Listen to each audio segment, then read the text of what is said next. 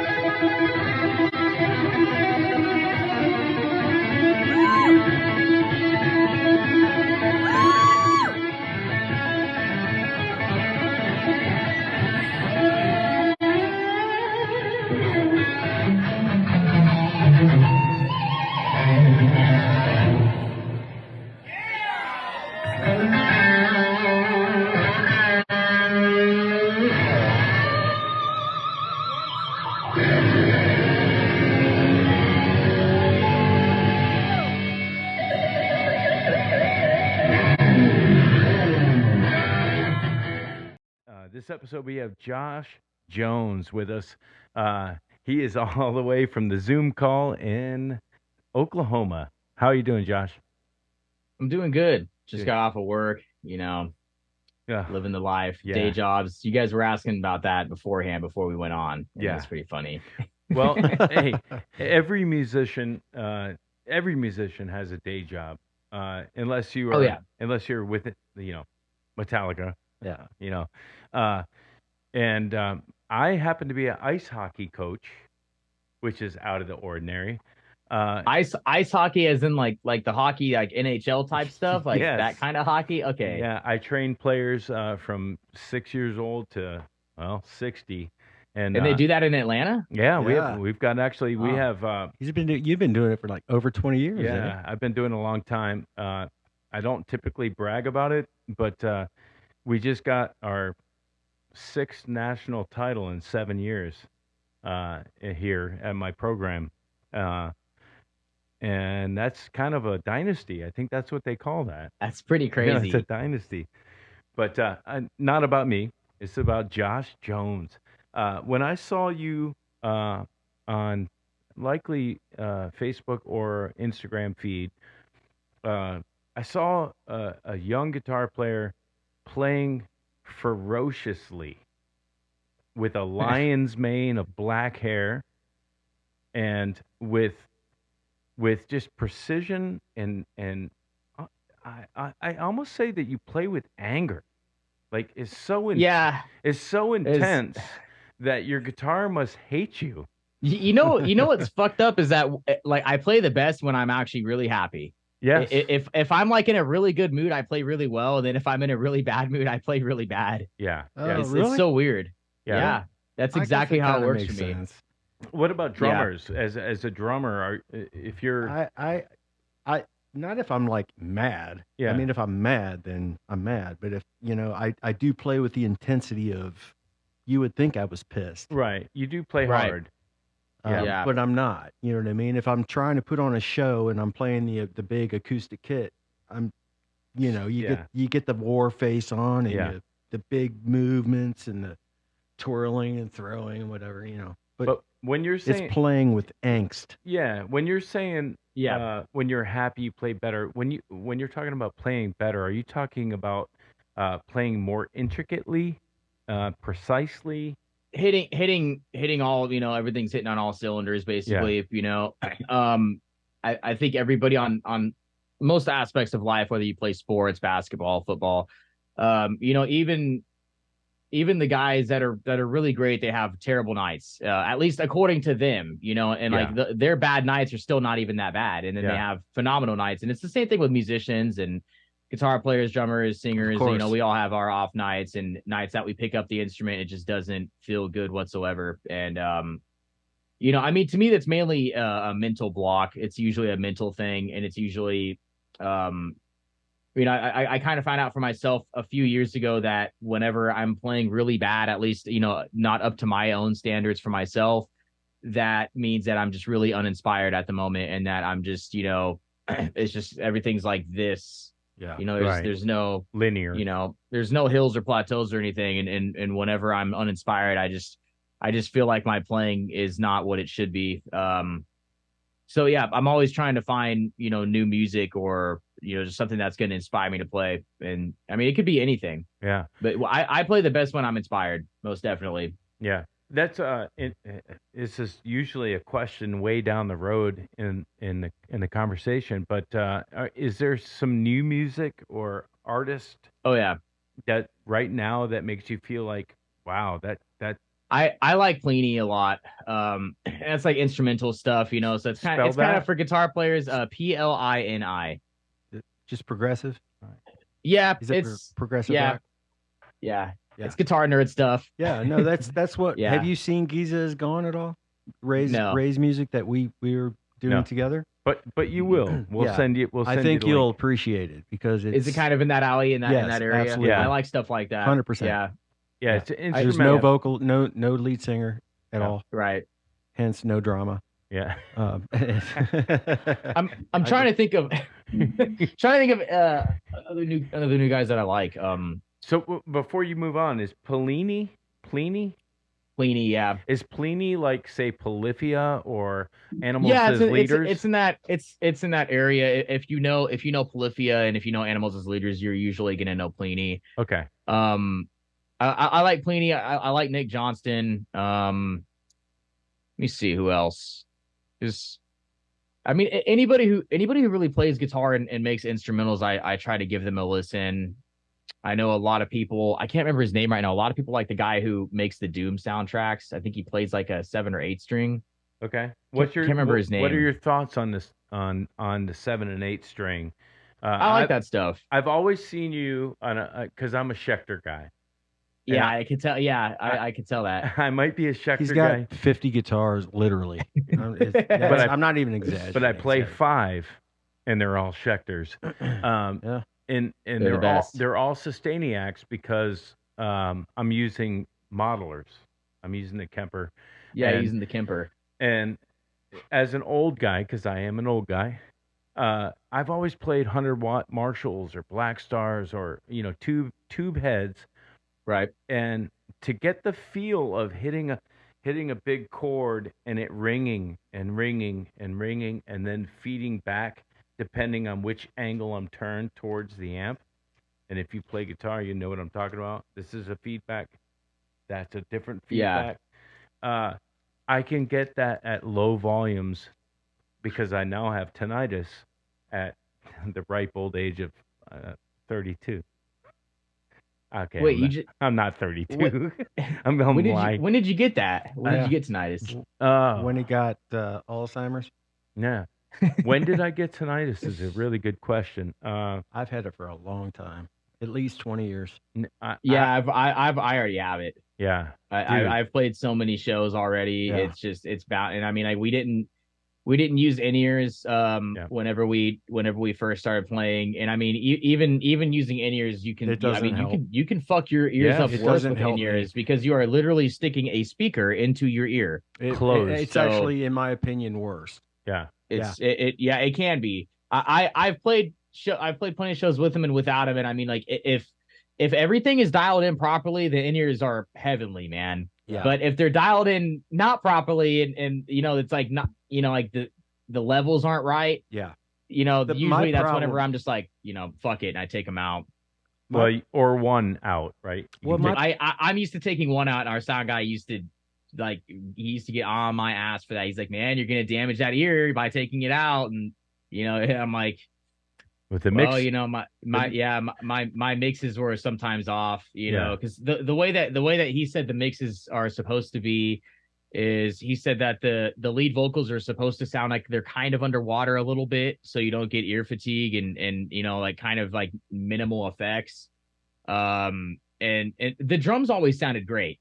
Like if you're a drummer and you're using in-ears, like because it's always panned and centered, and so it sounds like it's in stereo. And the guitar, I hated the guitar because it sounded like it was just like right here in my head. Yeah. And I'm just like, this sucks. I hate the sound of that because it's like it's not in both ears. It just sounds like it's going right here. And I'm like, I never liked the way a guitar sounded in the in-ear monitors at all. It was very uninspiring. Yeah, what were you using for the rig though? We are you talking about the actual system? Yeah, it was a Sennheiser. It's like the $1,000 system or whatever. And then we used a Midas board. I'm talking about your guitar rig into your in-ears. What do you you probably can't see it. It's a Mesa single rec. Okay. So you have a tube amp on stage with a 57 or a 214 or a 414 on it. We used like a God, what's it called? Is it a Peterson or Peters box for the mic?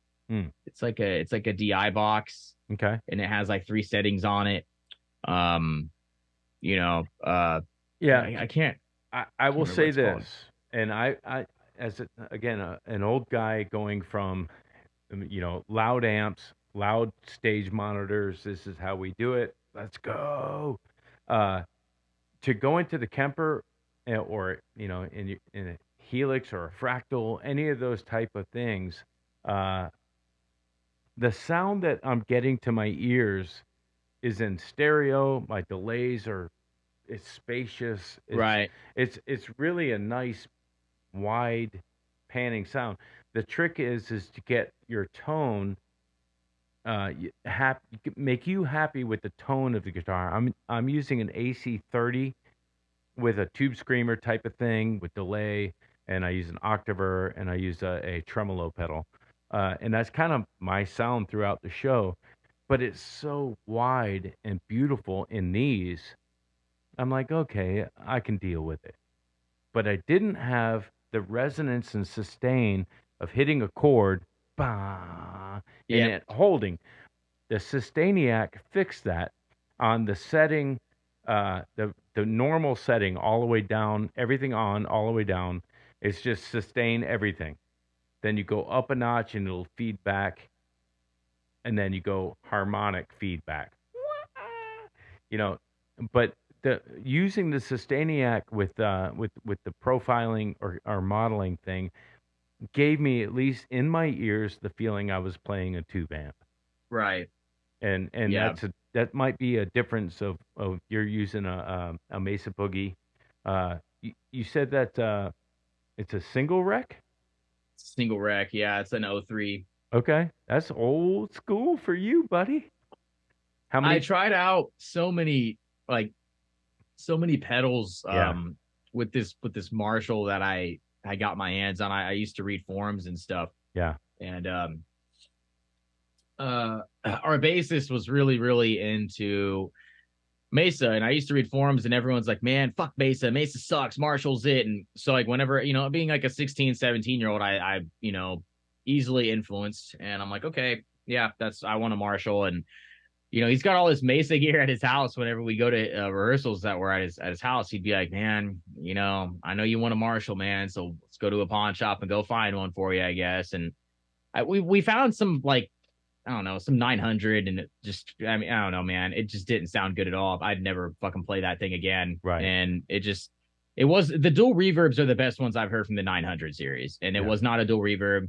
And I tried so many different drives and ODs and distortion pedals to try to change the sound of that amp. And I was like, okay, this thing sucks. I don't like it. And I didn't want to go Mesa. I had always read bad things about him. And he's like, man, if you can't get a good sound that you like out of that amp within 2 weeks, we're going Mesa. And I couldn't. So he bought that amp, and then told me to take it home, and I just it was instant. First chord I hit, I was like, that's exactly what I've been looking for the entire time. Yeah. And, so that's what I've always used live. My practice amps have always kind of, fluctuated. But I mean, for the past like 3 years, I've just used an Axe FX 2. Yeah. That's pretty much all I use is Fractal for practice now. Yeah. Is that a plug-in or is that an actual pedal? Axe FX, yeah. Axe FX is basically Kemper's counterpart. So right. Kemper's a profiler, and then Axe FX is the it's basically like, I wonder if I could show it to you. So it's It's this thing right here. Is it a rack? Looks like a rack. Yeah, you can rack it. So they make a bunch of different kinds. I mean, in my opinion, I look at modelers that are on that level, like the Helix, the Axe FX, the Kemper, the Quad Cortex. Oh. It's kind of like I kind of, even though I know they're not the same, I view it the same way as I view like DAWs, like Ableton, Pro Tools, Logic. It's not, once you have a piece of gear that's that good, it doesn't really necessarily come down to it doesn't come down to how good the gear is. It kind of comes down to the person that's using the gear. I agree, 100%. How good they are with it. Yeah, and now we're going down another road of plugins, getting your guitar tones using plugins. Mm-hmm. I'm a Pro Tools guy, but I'm a Positive Grid guy. So like when I've heard good things about that. It's like bias effects, right? Yeah, bias effects too. If I'm just putting an idea down and boom, I got my drums, I got my bass, here's a rhythm guitar. It's the workflow for me is so quick and easy to get great tones, to put the idea down quickly. Mm-hmm. That's what I use. When I go to do it live, then I'll do the XLRs out of the Kemper, and I'll do that thing, and I'll do a reamping thing if I want to send it to the Marshalls and that kind of stuff. But the Kemper powered head that's the one that you have is basically like I would say that's like the easiest thing to use on any tour nowadays, man. Definitely. That's what most people use. I mean, that's our sound guy was always like, man, if you ever go on tour where you got a fly gig 100%. Or anything, he's like, if you don't want to use your fractal, he's like, just use a powered Kemper, man. Yeah.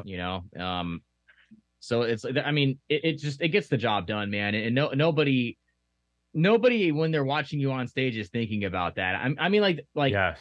It's weird coming from a musician's perspective, because obviously I'm gonna have a different outlook and just I'm gonna look at the stage differently than everybody else. Like I want to see cabinets, even if they're dummy cabinets, and I want to see heads, even if they're dummy heads.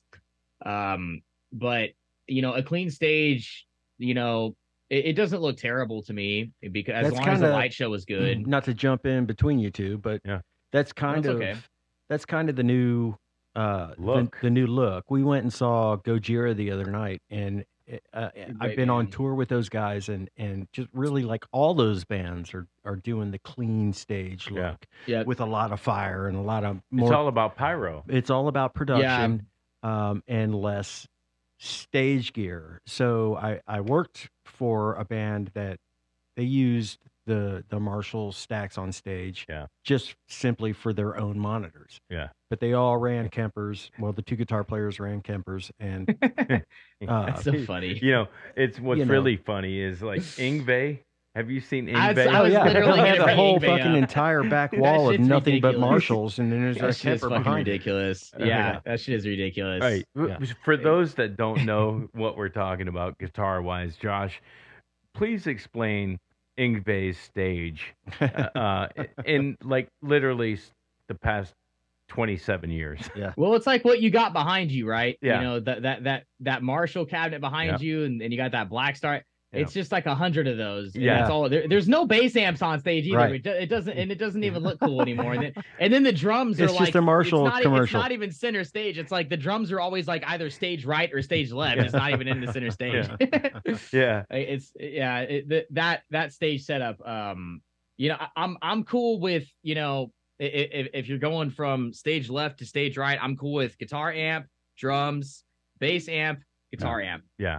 I mean, that's a solid stage setup. If you have, I don't know if you guys are, a 2 guitar project or a 1 guitar project, but if you're unless you want to join, unless you want to come, you're looking for a gig. I'm looking for you.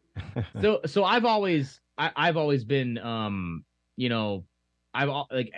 for me, for lead playing, and if you're the only guitar player, I've always kind of been the kind of guy that thinks that you kind of need to be on stage left.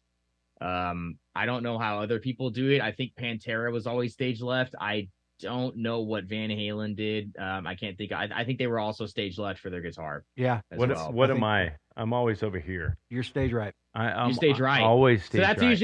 usually where the bass player is on stage right. Yeah. I got to be over here right if everything goes weird on so me. I think it's just what you're used to, because I was always stage right when I was when I first started out playing live, and I was always next to the bass player. And then whenever I got a little better and I was able to play all the leads, that's whenever it came down to me being on stage left. Yeah. So yeah. I think it's just whatever feels right to you, though. Yeah. But yeah, I think the look of a stage is important, and if the stage doesn't look good, the lighting. The lighting better be good, and if the light show sucks, then you guys better be really, really good frontmen, or the music better be kick ass. Because right. Whenever I go see shows, I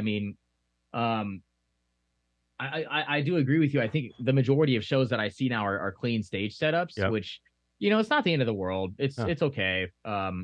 It gives more room for but other lighting, activities, I guess. Yeah, lighting and pyro. Yeah, lights are important. Well, those are actually a actual part of the show now. Yeah, where you never used to be, like you would have a hue change from red to green or something like that. But now it's somebody's hitting the pyro, bam, bam, bam, on the hits of the song.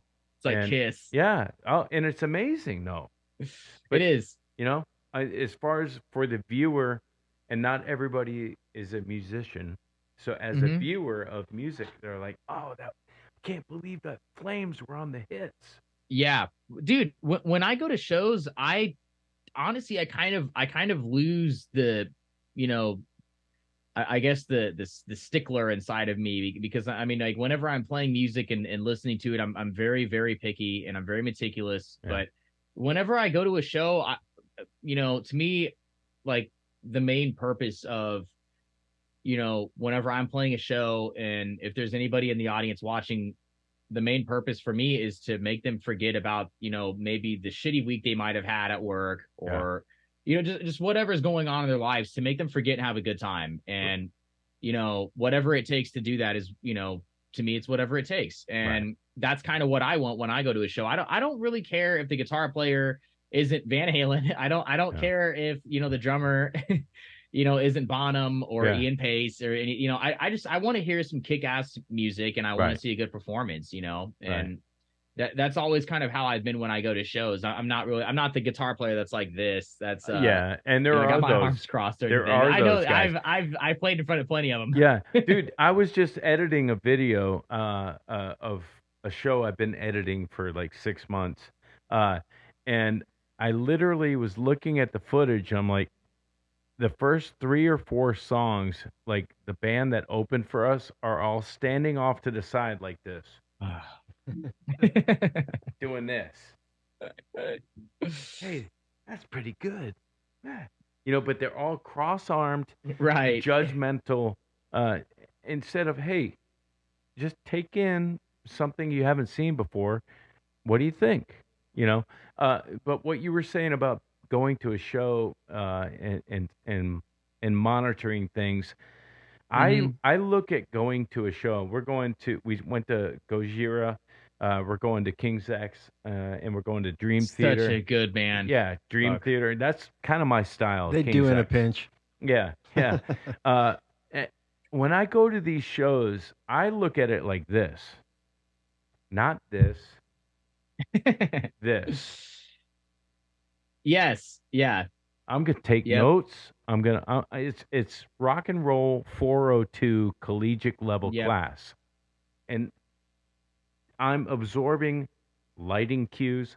I'm absorbing what are they using for gear. That's what I usually look at, because I used to have to set up all the lights for the band that I was in, and man, it's fucking hard work, dude. Yeah, it's hard work setting a big ass PA system up, and then setting the light show up, and then on top of that, like just rolling everything in. Yeah. I mean, we were a working band, man. And so I mean, I really appreciate it whenever I go to a show that just has like a really, really good light show. I think the last show that I went to actually had a really, really good light show. It was Foreigner. Oh wow. And Okay. their light show was like it was mainly, I think it was mainly because in one point at the end of one of the songs, what's the lead singer's name? Jamie. Original singer or no? No. No, Are you talking about the original guy? No, I'm talking about the guy that's with him now. Well, anyways, like he was. Hold on. Yeah, we're gonna look it up. Go ahead. Jamie's the guy who looks it up on. Yeah, Jamie. So he did the typical slide center stage, sing the last note, and I for some reason I don't think I've ever seen a spotlight light in my entire life live ever. Yeah. And it was it didn't look like somebody was actually controlling the light, maybe like in the old days, but I mean that was like super. His name's Kelly Hansen. So that dude, I mean, it was a really great show, man. And that part of the show and that spotlight, I was like, fuck, I've never seen a spotlight live until now. And like I the only other time I've really seen spotlights is maybe on like a cruise on ship. TV. I've never been on a cruise ship. Dude, you gotta go. We'll take Giza featuring Josh Jones on a cruise ship. It'll be amazing. We'll have a comic open up for us. That's a good point about two things. What you're talking about with a spotlight, now you're talking about like a gobo manipulated like robotic spotlight, where back in the day it was this guy. Yes. Yeah. Like, but I got in that video of Van Halen that I like the 78 Fresno video, and it's just badass though, man. I mean, like it's it's your spotlight moment, and I like stuff like that. I think it really enhances the show, and I mean, so do dude, come on. I mean, Kiss is the shit. Yeah. My first show was 1979 Dynasty Tour. He's from 10. It was my 11th birthday, and my oldest sister took me to that show in Cincinnati. My favorite Kiss song is off of that record. What song? Yeah, Sure Know Something. Sure knows something. My favorite Kiss song. My favorite Kiss song. Yeah. Wow. That song. That groove's killer. Yeah. Wow. Yeah. Okay. Stop everything right now. We're playing it. Yeah. What? Well, yeah, we should play it. Okay. What is your favorite Kiss song? Mine? It's hard to say. I've got. I go back. You can pick two. You can pick two. This is a new game show. I've got my problem is that I've got ones that are kind of sentimental, and then I have ones where like Eric Carr was playing, which are sentimental as well. I love Eric Singer, although he wasn't involved in any of the Kiss songs. I don't know. I'm sitting there. Dude, two. You got two. 5. I know, and I'm sitting here 4, mumbling, trying to 3, think. 2, 1. I can't do it. Ba-bum, ba-bum. Mine, I almost have 3. It's between God of Thunder, 100,000 Years, and Black Diamond. See you later. So you like the first record is I actually prefer the first record over Alive. But the thing is I wasn't, I wasn't around when that stuff was coming out. So it's different, contextual. It's just different for me. So a lot of the older guys that I'm in bands with, they're like, man, the first record's just the pacing, the tempo is just too slow. Alive 1 and 2 are just so much better. But I love the first record, man. Yeah. I love that record. Yeah. For anybody to say they didn't like that and then to say they liked Kiss, that those two phrases don't go together. Yeah. My thing with Black Diamond especially is we used to play that. Yeah, the dramatic intro, possibly, with a 12-string or not, down, just that. I mean, big. Oh, okay, that might be one of my favorite ones. Okay, have you seen Paul Stanley's solo DVD from probably 15 years ago, 10 years ago? I have not. I did see a video of him. Goodness. I did see a video of him just talking about playing rhythm guitar and the importance of it. And and he's sitting there, with a half stack behind a Marshall, and just crunching out these chords and riffs and rhythms And it was like, duh, that's why they were so good. The rhythm guitar was so solid on that, with Gene on bass, and I mean, it was just such a good rhythm section.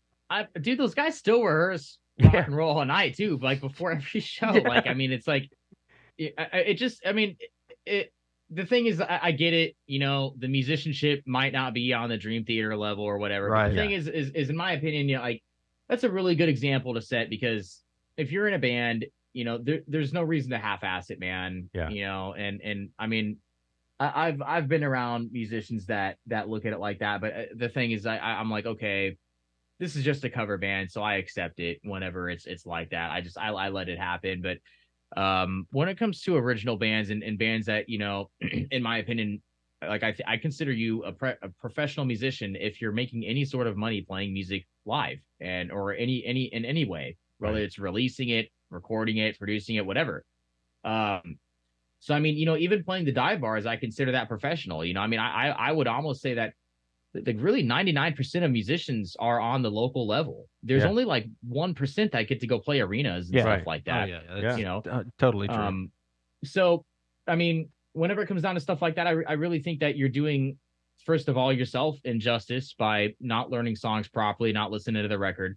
And you're doing other people, you know, an injustice too, and a disservice, because whenever people go see a band live, there's all these little nuances inside of the music that they subconsciously know and they remember from listening to whenever they were younger or on the radio. And if you don't play those nuances, it's not, they're going to be like, you know, it just doesn't sound right, but it sounds okay, man. You know, you're doing all right. Okay is not good enough. Yeah, it's not. No, okay is not good enough.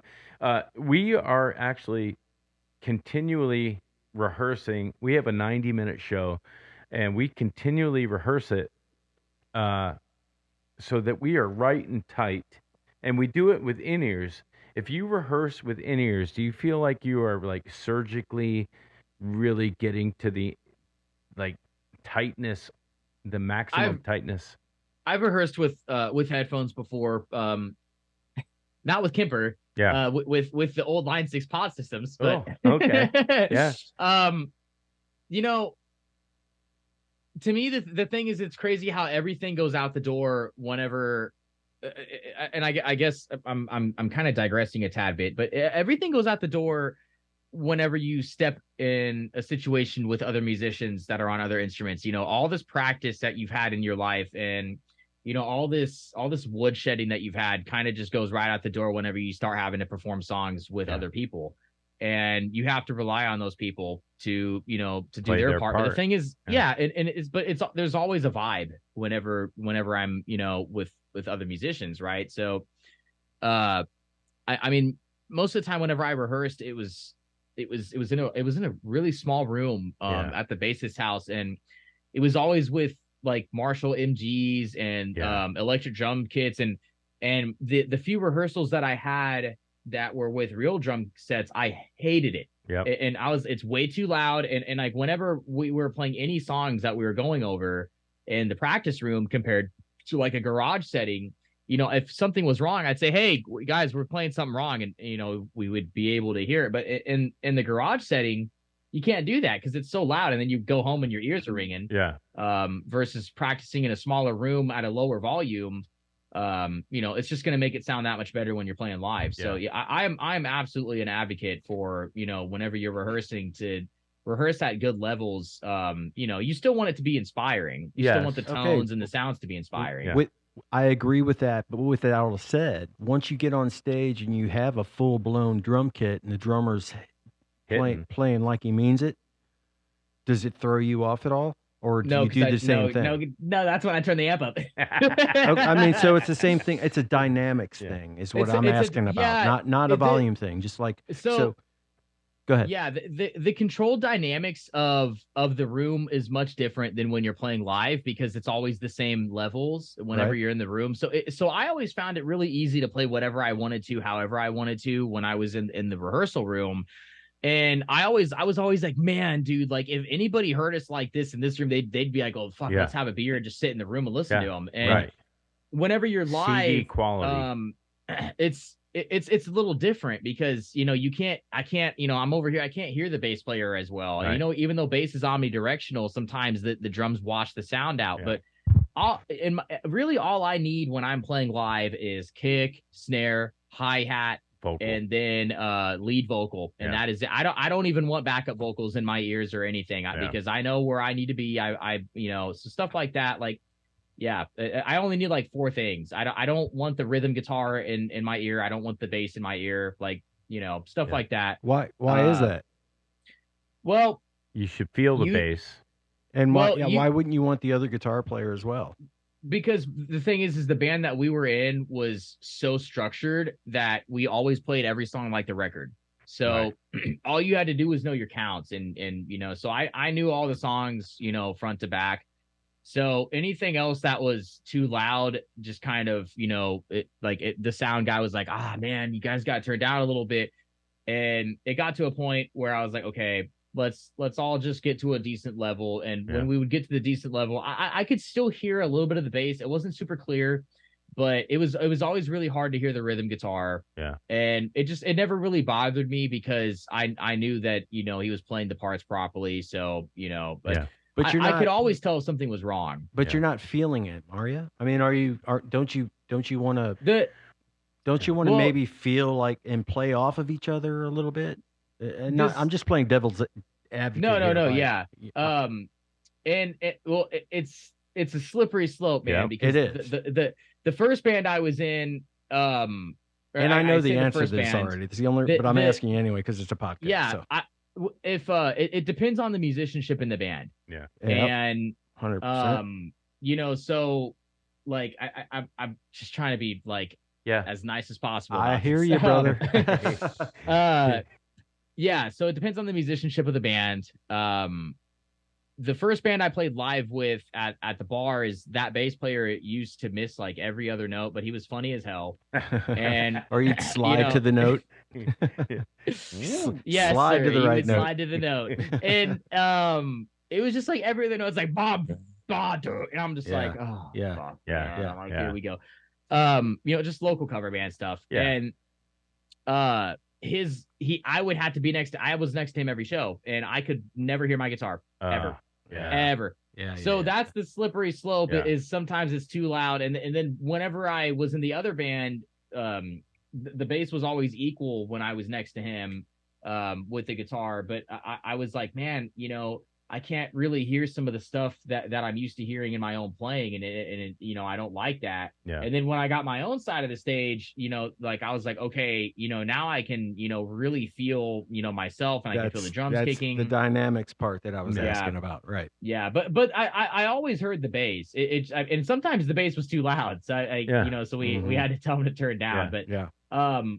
For him, he was very heavy-handed in his right hand, so we had to kind of dial his sound in on because he used Mesa as well. He used an 8x10, and he was always like super originalized whenever he would play. So we had to kind of take that clickness out of the bass sound. So taking that sound out made it to where it was just kind of boomy for me. And I could make out the notes. I mean, at least one time every show he forgot to tune one of the notes and I would have to I could hear it across the stage, and I'd walk up to him and be like, hey man, you're flat. His name's Pat, so I used to be like, hey man, you're flat Pat right now, dude, you're flat Pat. and so he would like turn around and he would have to tune it. So I mean I was always the one I do think it's important to listen to the other musicians that you're playing with whenever you're playing live. It's extremely important. Yeah. And I would like to do a public service announcement. I'm going to do a public service announcement for Tune your shit. No, it's more than that. All of that is cured. And this is the old guy going, I need live monitors. I need the room rocking. It's not that. I have silent rehearsals in this room right now. And it's because of this rig right here. It's an X32 mixer that everything runs into the front of, and everybody gets their own stereo polished mix, whatever they want to hear. You don't want flat Pat in your mix, you turn flat Pat down. If you don't want the background vocals, you turn all that down. It is true. And then you hit save, So I can walk on a stage. I can walk on a stage with these guys right now, and I can hand literally Then we have these things that Yeah. just sit next to us. the phone. And if You we just- don't like we flat had pat, that we had MX bus, and I Yeah. could choose the It's choose the best. levels. Yeah. But the key Yeah. is being able to save it and then take it on the stage. So I know that my mix is going to be You're great. cracking me up. Yeah, my mix is going to be great, except for, all right, we're using acoustic drums, so I'm going to need a drum bus coming back to channel Yep. 1 and 2. Now all I have to do in sound check is how much drums do I want? right? That's how we had it as well. Yeah. That's how we had it as well. The main thing for me was the difference in tone from the in-ears to like, because we never used monitors for monitors. That's a good point. Yeah. Monitors were only, once we had our in-ears, our monitors were only used for lead vocals, and that Right. was it. Right. And so you know, the only thing that the actual sound of the guitar was coming out of was the cabinet. Yeah. And we were always like that though. I never ran guitar through the monitors. Yeah. So, you know, because we used a little Q-bomb box. Oh yeah. And so it was already lifted about 3 feet off the ground. So that was and, kind of like you your know- side fills, or I guess from the front, but Mhm. It was always, you know, it was always behind me, like, you know, I guess how it is now. And I mean, dude, I've always played like teeny tiny stages. I haven't played too many big stages, but the bigger stages, I always had to have some sort of monitor mix for guitar and, right. you know, stuff like that. But for the dive bars, I mean, most of the time you know, it's just like, all right, guys, let's just vibe it out, get a good level, and go. You know, and that's kind of how I always was. You know, since we had like a pro level sound dude, he was a little bit more meticulous with it, and that's why we started using in-ears. And there was nights where the in-ears sounded really great. Yeah. And then there was other nights where, you know, it was just like the most uninspiring sound that I've ever heard in my life coming out of the amp. And I'm like, dude, I cannot play like this. Like, this is because, you know, I play so aggressively, and he would try to EQ my ears, and I would just be like, dude, don't EQ my ears, please. No. Yeah. And he would EQ my ears. He would take, and I always ran dry. Yeah. Once I started using in-ears, I would run dry so he could run effects post, because I know that rack mount effects are always going to be better than pedals. Yeah. And you Well, know, so and what was his excuse for even wanting to try that? Why would he try to EQ your ears? I don't know. He told me it's what I needed, and yeah, It's what you need. You Yeah. need this. yeah.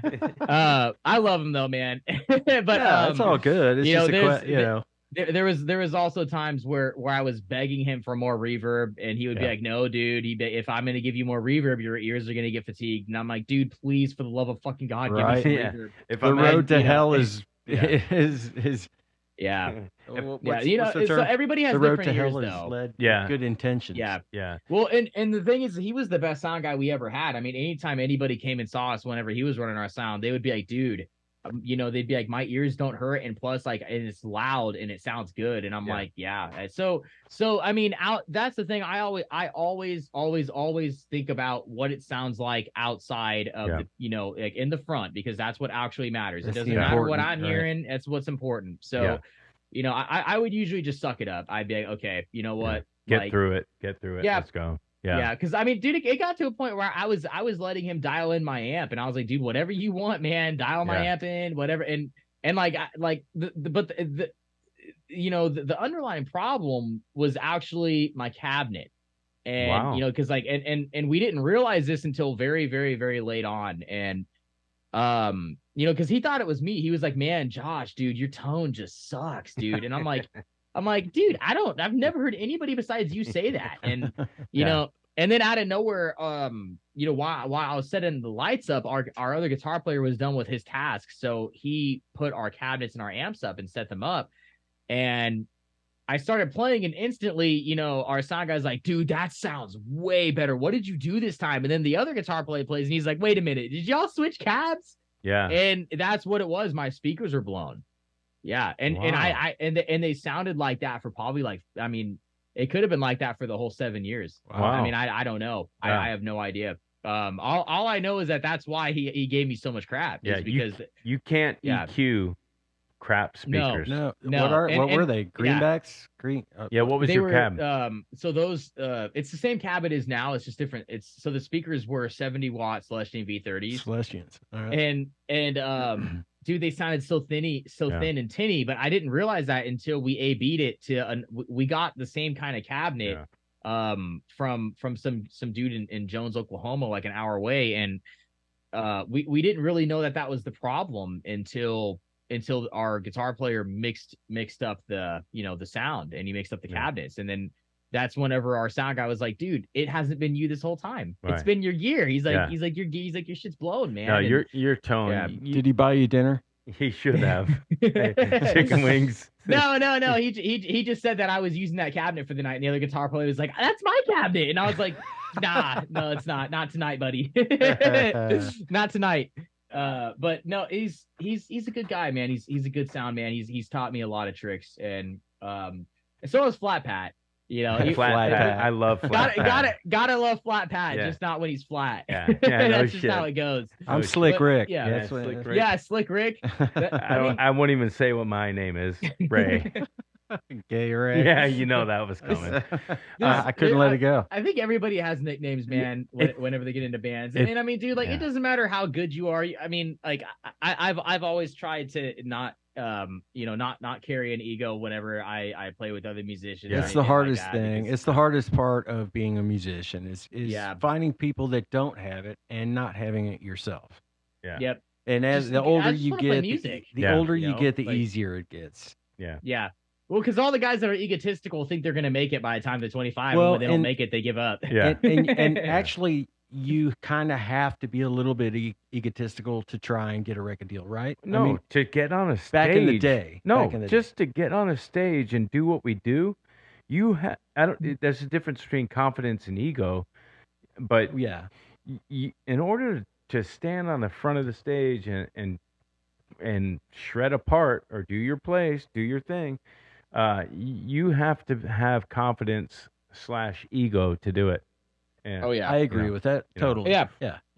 Otherwise, just don't be a dick. Is like whenever you're on stage and whenever you go on stage, your main goal should just be to obliterate and make sure that the crowd enjoys. Yeah, entertain. Yeah. Because the moment you step on stage, you're an entertainer. That's right. You're a musician second, because I don't want to see people staring at their feet. Unless I'm at a jazz show or something, I'm okay with that. But if I'm going to a rock show or something like that, metal show, I want to see some headbanging. I want to see some moving around. I want to see the musicians interacting with each other. I want to see good stage presence. I want to hear good songs. I want to have a good time. Yeah. Dude, I don't care if anybody misses a beat or a note. I mean, it's live music.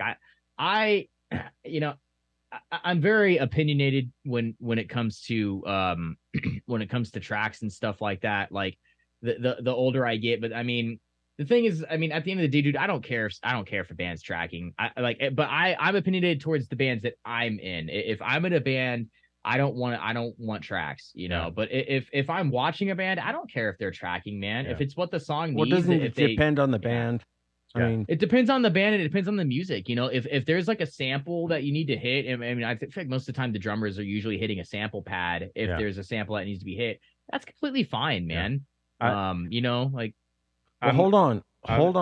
I'm not afraid. Hold on. So, the reason I ask this is because, if there's a particular type of music that you're doing, and there's a lot, I mean, the majority of bands these days, let's face it. It depends on the kind of music you're playing. If you're in a progressive rock band that's a 3-piece, you're going to need backing tracks. We're going to require a little bit of backing help. Yeah. Keyboard-wise or whatever, 808 thumps here and there. 808s I can trigger myself, whatever. Right.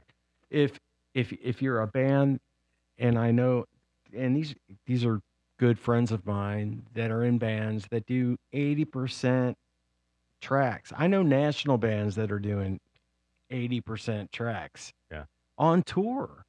Oh yeah. Vocally as well, lead vocal. And it's like it just drives me mad. I can hear lead vocals piped in sometimes when I'm at a show, and I'm just like, dude, you're such a good singer. You don't even need that. Yeah. But they're not. That's why they do need that. There's a little bit of both going on, right? It's a little bit of both. I guess. Yeah. My opinion is if they can do it and they're that good, then fucking do it. Yeah. Yeah, then do it. Yeah. Don't have I'm the same way, sound guy man. say, "Oh, I'm just helping him I'm gonna out." pipe this in. Yeah. Yeah. I'm not a fan of stuff like that, man. You know, I mean, like I've never liked going to see shows that are mainly tracked and I mean it's just so obvious. The better your ear gets and the more music you listen to and the more you play, you can really, it's just so obvious to hear it. You're like, when you're at a show, you're like, this band's tracking. The backing vocals are all tracked. The thing is that it's obvious to you and it's obvious to me and it's obvious to Ray. It's not obvious to the crowd. It's not obvious to the audience. That's the way they can get away with it. Yeah. So I mean, as long as I get maybe about 5 or 6 beers in me, then I stop caring. Right. And I'm like, okay, nobody we're gonna have gives a good shit, time. right? Yeah. So I mean, and that's the thing that they think about at the end of the day is they're like, well, you're still gonna buy our fucking tickets. That's right. And you're still gonna do this and that, and I mean, like. And I mean, it's just kind of the way the music industry is nowadays, man. I mean, especially with the front runners being like hip hop, pop, and rap. I mean, all they do nowadays is lip sync and play. It's like fucking karaoke, but worse. I mean, they literally slip their record in and they have a DJ play their record in the back and they just talk over their own song. Yeah. And I can't believe that people go and see that and then they say, well, I saw him live, and I'm like, you didn't see him live, man. You saw him perform his album, and he basically stuck his album into the MP3 player. And they stuck it through the PA system. I mean, I'll talk to you off the air, but I know rock bands that are doing that. Yeah, I know a few bands that do that too. Yeah, and it's pretty sad, man. I mean, it's I don't play both sides of the fence, man. No, I'm not a fan of musicians that do that. And you might be a cool person or whatever, but I don't like working with people that are like that. Yeah, you might be a cool person and you might not. Yeah. And in this, and I feel like most of the time the people who are bullshitters and that are fake are usually the assholes. That's too. right. That's all right. So you got what I was saying. No, dude. Honestly, like most of the time, I have found the better the musician, the better the person. Yeah. I mean, and like it's like there's some fucking insane players around here. Yeah. And it's like, when I went to Nashville, I met some crazy good players. Oh, like, my I'm goodness, just like, fuck, I'm like, I could not do that what that guy's doing right now. And and they're just like the coolest dude. They're like, hey man, what's good, man? You know, you guys want a shot? What do you guys want? Like, and I'm just like, damn, like this guy's cool too. Like, well, what's not to like? You know, so I think this kind of goes back in the circle of what I was trying to say. It's like when you're playing on stage, kick ass. Like, I mean, just don't be an Yngwie. Don't be an Yngwie. Don't be an Yngwie. That's it. Don't just don't be like that, man. There's nobody likes that. Nobody likes that kind of attitude. Kick ass on stage, and when you get off stage, be humble. Talk to the people that came to see you. Yeah. Like I'm not really necessarily for pay. I've never paid to meet anybody. I'm not that kind of person. I'm not against that. I get it. Especially the bigger you are, the more exclusive you become to meet and stuff like that. But if you're on a smaller level, which is what I've been on my whole life, go talk to the people that came to support you and that came to see you. There's no reason you should be staying on stage talking to the rest of your bandmates that you're around 24/7 anyways. Right. Correct. And I mean, I've learned that band business, unless it's absolutely crucial and urgent, should not be discussed when you're at a show. It is just one of those things that I used to not mind it, but nowadays I'm like, man, unless it's just absolutely urgent, let's talk about this at a rehearsal this next week, or let's talk about this over a group chat.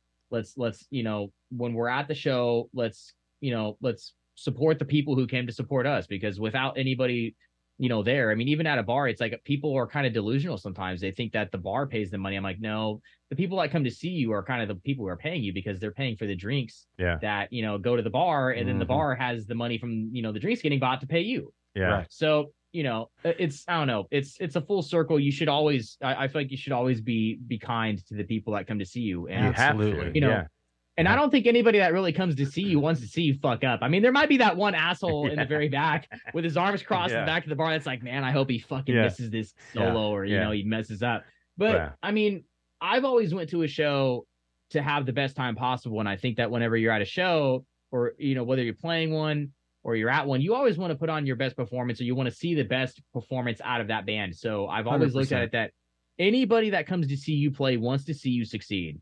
that, so that's a good mindset to have, I think, whenever you're playing live. And I think I learned a lesson one time. There's I think the cover or the tribute band is called Strutter. It's a Kiss tribute band. Tribute, yeah.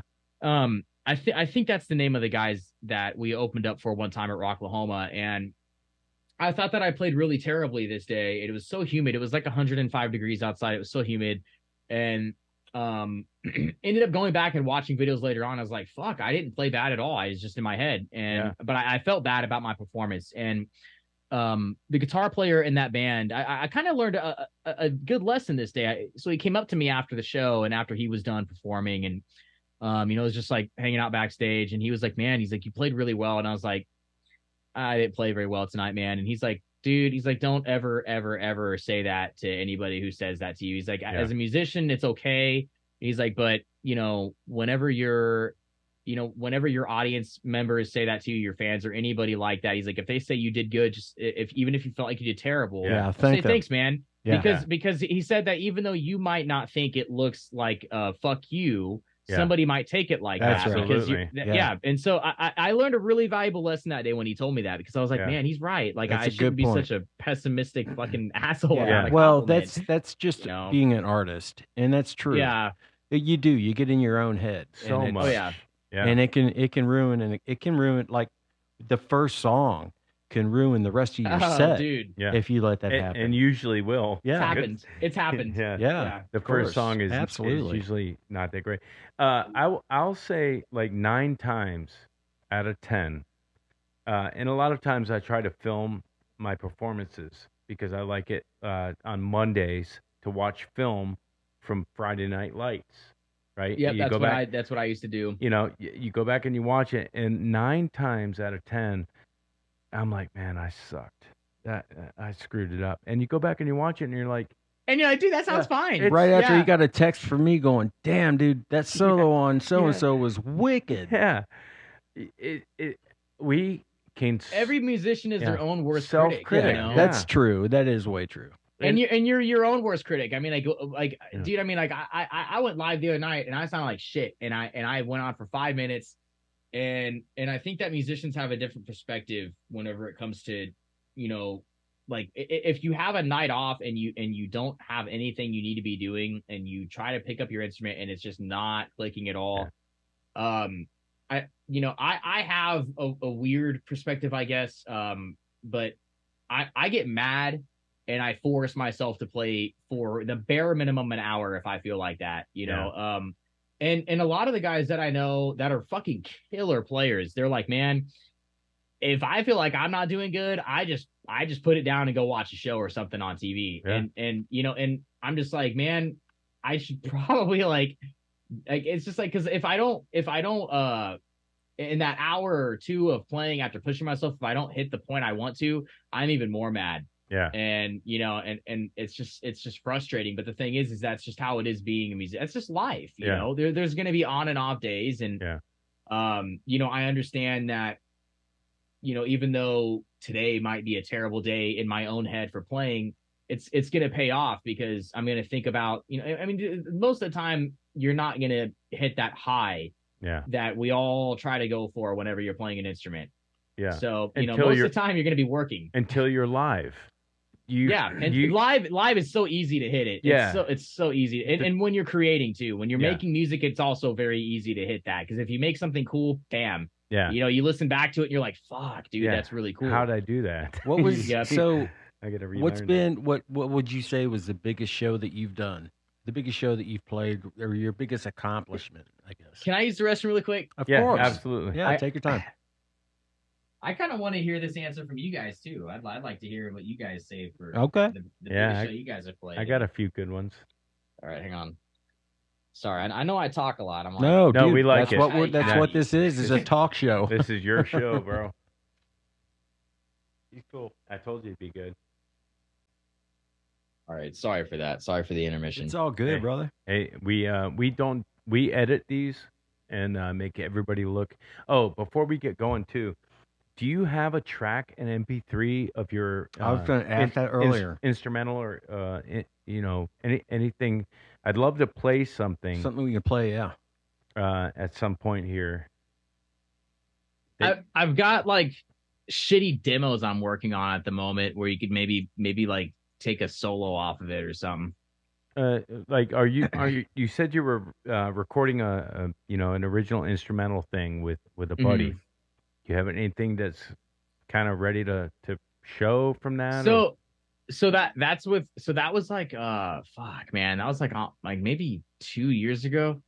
All that stuff's done. It was on Spotify, but it keeps getting taken down for some reason. But I sent you a YouTube link that if you click on the link, it's a playlist and the whole album should be there. And there's like 6 songs that I played on. Your own Spotify stuff gets taken down?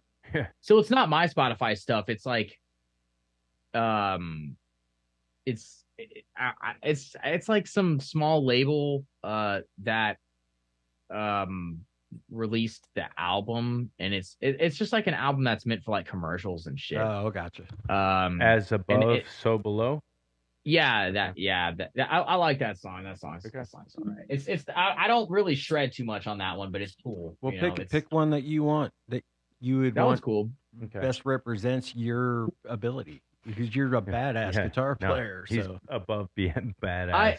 I would say like I'm trying to remember the first one that I did with him, because I mean all those were done within like 2 or 3 hours. I mean, he made up the drums and the bass and the rhythm guitar, and he was like, "Dude, I just need you to solo," and I was like, "That's as easy as it gets, man." Yeah.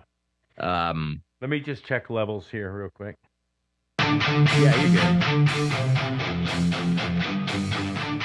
Who's this on drums? Easy Drummer. Is it? So it's not real drums? No. That's not real. That's real drums. That is real. It is real. His name's Adam Hamilton. Okay. That's who's he from? Anybody? Any particular band? I'm not. I haven't asked him who he's played with, but I know that the reason he moved to LA was because he used to live like on the hills with CC DeVille. Oh wow. I have to look it up, dude. I feel like an asshole because I've never looked up. That's why what we're he's here. Done. That's why we're here. To make you feel like an asshole. So it says here on his biography that he was okay. So it says Hamilton performed at a club in Austin. He met Poison guitarist CC DeVille, who invited Hamilton to move to Los Angeles. I've talked to him about that. Lived in DeVille's home for a time and played drums in CC's post-Poison band, the CC DeVille Experiment. Other members, blah blah blah blah. Okay. And then he's the guy that plays the drums really low. I think so. Yeah, I know who you're talking about. And then it says in '90, he's still the alternative rock band God's Child hired Hamilton, and then he played with LA Guns. I think it says he played bass with LA Guns. Oh, maybe I'm not talking about the same guy. He's produced. It says began working as producer full time in 2006. His production work includes many titles by Cleopatra Records, including albums by Leif Garrett, Dale Bozio, Missing Persons, Vanilla Ice, George Lynch. Yeah. I opened up for Dale Bozio. You wanted to talk about this earlier. I opened up for Dale Bozio in 1998. Yeah. And they were called Missing Persons, and Terry was not playing drums. Yeah. Which I was all excited about until I got there. And then they weren't. This is a funny story. We were playing. We finished our set. We get backstage. I found my picture of her from that show today, by the way. She signed for me. We had a joint that I stuck in there in the frame, but I had it hanging in my drum studio, and I was teaching for a while, and I had to take the joint out because the parents didn't appreciate the joint in the picture. Clearly. Anyway, so right. So we're playing, we get done, we're sitting backstage, her band is on stage. She comes back while the drummer's doing his drum solo, lights up this joint, and passing it around. I wasn't a pothead. Still really not, but yeah, I'm not into it. Yeah, I'm not either. But so she was passing it around, and it was like crap weed, didn't taste good. I'm like, what? I was just, in awe at the time because it was 98. Yeah. So all of a sudden, like 10 minutes later, her keyboard player comes busting in the door and goes, "Hey, you want to get out there? He's fucking dying out there." The drummer. The drummer's like wondering where she's at, and he's out there still trying to entertain the crowd. And Dale Bozio is nowhere to be found. Well, that's. I think we talked about that before. And biggest crowd you've played for? Oh, biggest crowd. It's a good. Wasn't that the question? Was the biggest crowd? I don't biggest know. crowd / biggest show, or yeah, that wasn't my biggest show. What's your biggest show? I guess it kind of all goes hand in hand, right? I mean, biggest crowd, biggest show, or maybe most sentimental / most important show to you. Yes. I mean, dude, like I haven't played. I don't think I've ever even played in front of 500 people. And I've played over 1,000 hours on stage. Yeah. Wow. With that talent you got? Yeah. I think the most people I've ever played in front of was like 300. Or no. I'm so full of shit. The most people I've played in front of was about 500. And I think it's been like 2 times. I think one of them was at Oklahoma, and I kind of just feel like that was like 300 people, maybe. At Oklahoma? I mean, we were the very, very first band to play that festival that year. Okay. And then, you know, I mean, like as far as like the biggest stage I've played is probably at this casino called the Buffalo Run, and it was just like the stage that like Rat and Dawkins played at. Yeah. But I mean, we had multiple shows that there was like 300 people at. I mean, you know, when we opened up for George Lynch with Lynch Mob, there was that many people, and when we opened up for Lita Ford, there was that many people. We opened up for Slaughter, there was that many people. Opened up for Jack Russell's Great White, there is about that many people. And some cool bands. Played we played the after party for Rat and Dawkins, and that was same amount, about 300 people in the bar at the other side of the casino. And then we eventually finally played that stage that they played, but there was like maybe like fucking 50 people there. Wow. But I loved it, man, because I was like, fuck, I've never got to move around on stage this much. Like I'm dude, I mean, I played on the floor. Yeah. Right. I've had like women like try to stick like little like $20, $30, $40 bills in my pants and stuff, like playing on the floor. Yeah. So I mean, I've seen I've seen what it's like to play bars like that, but honestly, those are kind of fun, man. Yeah, I kind of like those small intimate venues because there's always something funny that happens at the shows. But if I had like a most valuable or most important show that I've ever played, it was definitely 100% the Van Halen tribute show. That was great. Put together with a few other dudes. Yeah, that was by far like the most valuable show I've played to this day. And I only played like 3 songs, and it was so cool. Yeah, dude, that was all over the internet though. I mean, I saw it here in Atlanta, and so obviously Eddie passed away, and we were all just like, "Wait, what?" Yep. You're kidding, right? I mean, it was for me baffling.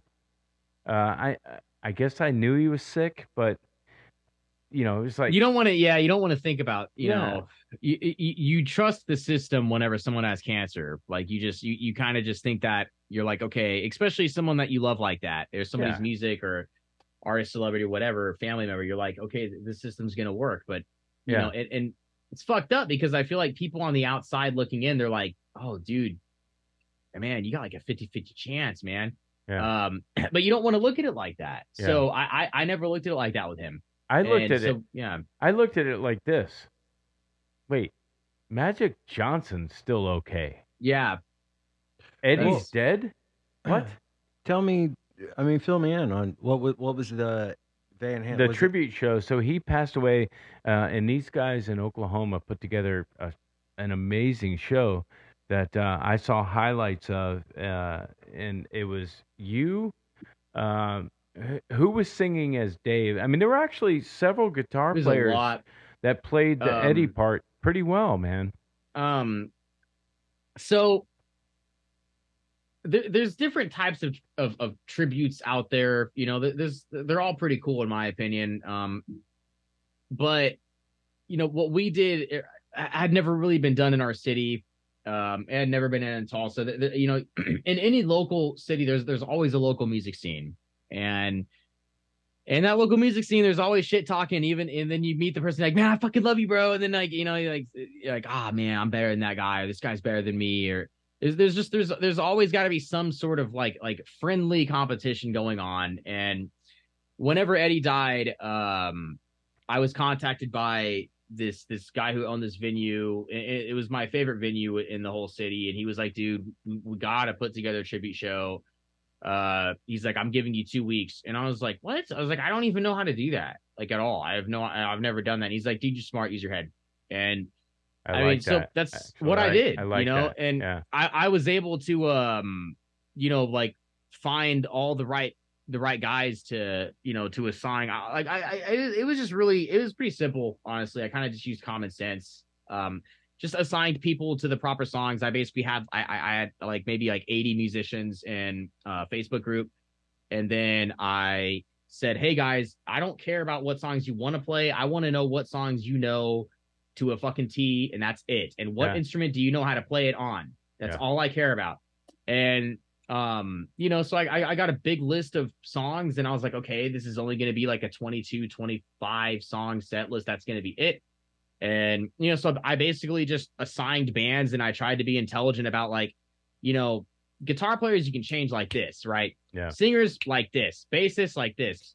There's one instrument you can't just have someone just walk up to it, drummers. Yeah. Because it's just so specific, man. Yeah. You know, there's just your cymbals, your throne, right. Whether you're lefty or righty. So I was like, fuck, man, we can only, so I had to separate it in sections. And I was like, there can't be more than 4 drummers. Like, it's got to be like 6 songs a dude, maybe, or 8 songs a drummer or something like that. And so unfortunately, a lot of drummers were left out, but it wasn't out of, you know, like, oh, you're not good enough. It was just out of like, dude, we don't have enough time, man, to put you in. So I think that's what I did, is I based all the songs around the drummers is all I did. Makes sense. Because I thought that was the smartest idea. Yeah. And I just assigned everybody songs, and I was like, you guys got to get together on your own time. You guys got 2 weeks to learn all these songs or rehearse these songs together.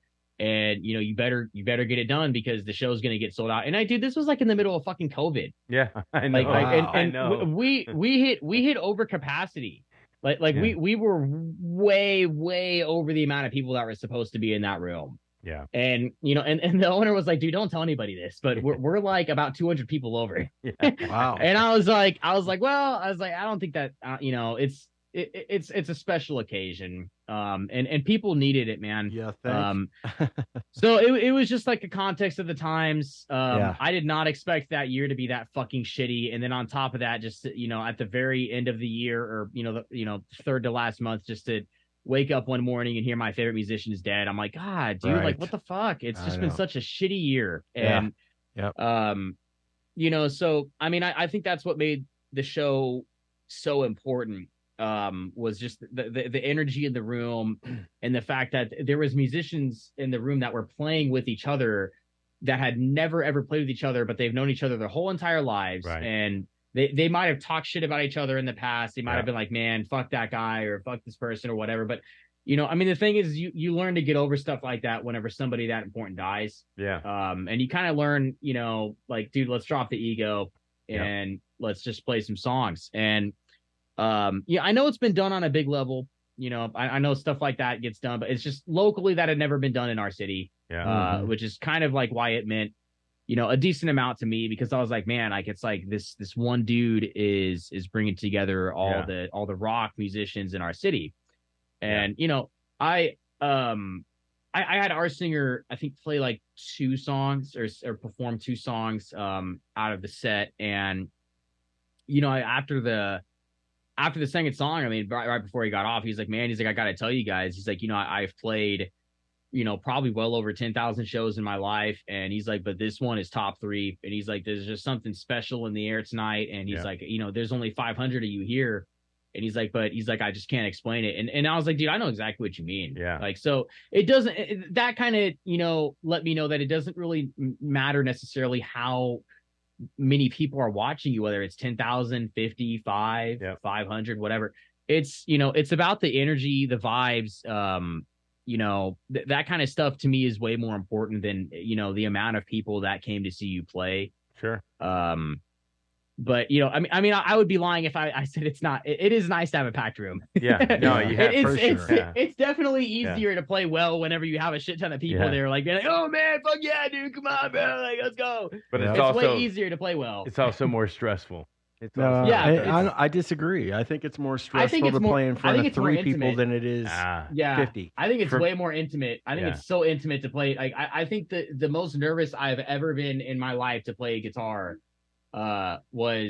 it's for this guy named Scott. And his son passed away when he was 21, and he was one of the 5 to 6 guitar players who made me want to play guitar. Yeah. And he was in a band called Cricket X, and those guys were this young band from Tulsa, Oklahoma. And they opened up for Kiss in Sweden in front of 30,000 people when they were like 14. Wow. And those guys were next up. They brought, Doc McGee came out of retirement, and he started managing them. And I was like, fuck, man, these guys are signed to Capitol, like they're gonna do it. Like, and they were on TRL. They had a pilot episode on MTV called Rock and Roll Dream. They had songs on Rock Band. And all this by 14. Wow. And I was like, man, these guys are gonna be the guys. These guys are gonna. And this was around 2008. That's crazy, because you look on YouTube these days, and you can see kids that are 10 and so many crazy 11 good and 12 kids at guitar and drums now, dude. Just play circles around you, right? Yeah. It's like, God damn it. Why is this kid playing so much better than me? Yeah. Dude, the thing I think that made that band was, the chemistry, between all the guys, but the vocalist sounded like he was 28. Right. And he was like 14. And I was like, damn, dude, like that guy can sing. Yeah. And I fucking loved their music. At the time I was just infatuated. I saw them live probably like 4 or 5 times. They to this day, in my old head, when I think about myself being like 11, 12 before I even picked the instrument up, that is still the best performance I have seen to this day. I've seen a lot of big bands, and I still have yet to see a show that good. Yeah. And it's just the energy that those guys had. And, it's all opinions. The best performance, best this, best that, it's all opinions. It's all subjective. Yeah. But it's also educated subjective. Yeah, definitely. When I met that guy's dad, I was with the first guitar player in our band, and he used to win guitar competitions around my city all the time when he was my age. And he was like, are you ready to meet his dad? And I was like, I don't know, man. And I was like, it's just kind of, it's a little intimate to meet this guy. His son's passed away. It's just kind of, I don't know how it's going to be. And, I like 30 minutes in, they're like, Josh, pick the guitar up. And I was like, fuck, here we go. And dude, I was fucking sweating bullets, man. I was sweating on my pits. I just to play in front of one person, because it was just like, I was so nervous to play this. I was just so nervous to play this guy's son's music. And like, and like, once I got done playing it, he was he teared up a little bit, and he's like, man, I can't believe anybody even still knows my son's music whatsoever. Right. And, it was really cool, because he was like, dude, he's like, I'll tell you anything you want to know about those guys. I'll tell you anything you want. And I'm not going to, disclose anything, but it was really cool. It was really cool having, an intimate thing like that. But I definitely think it is for me, it's way harder to perform in front of 5 people than 500. Yeah. It's so much easier to perform in front of 500 or, more. Yeah. Because, it's just, there's more energy in the room. It's just, I don't know. It's like that little weird antenna, coming out of my head. I'm like, I feel the energy in this. I feel like people want to hear something good tonight. Yeah. But we're all wireless receivers for sure. You know what I mean?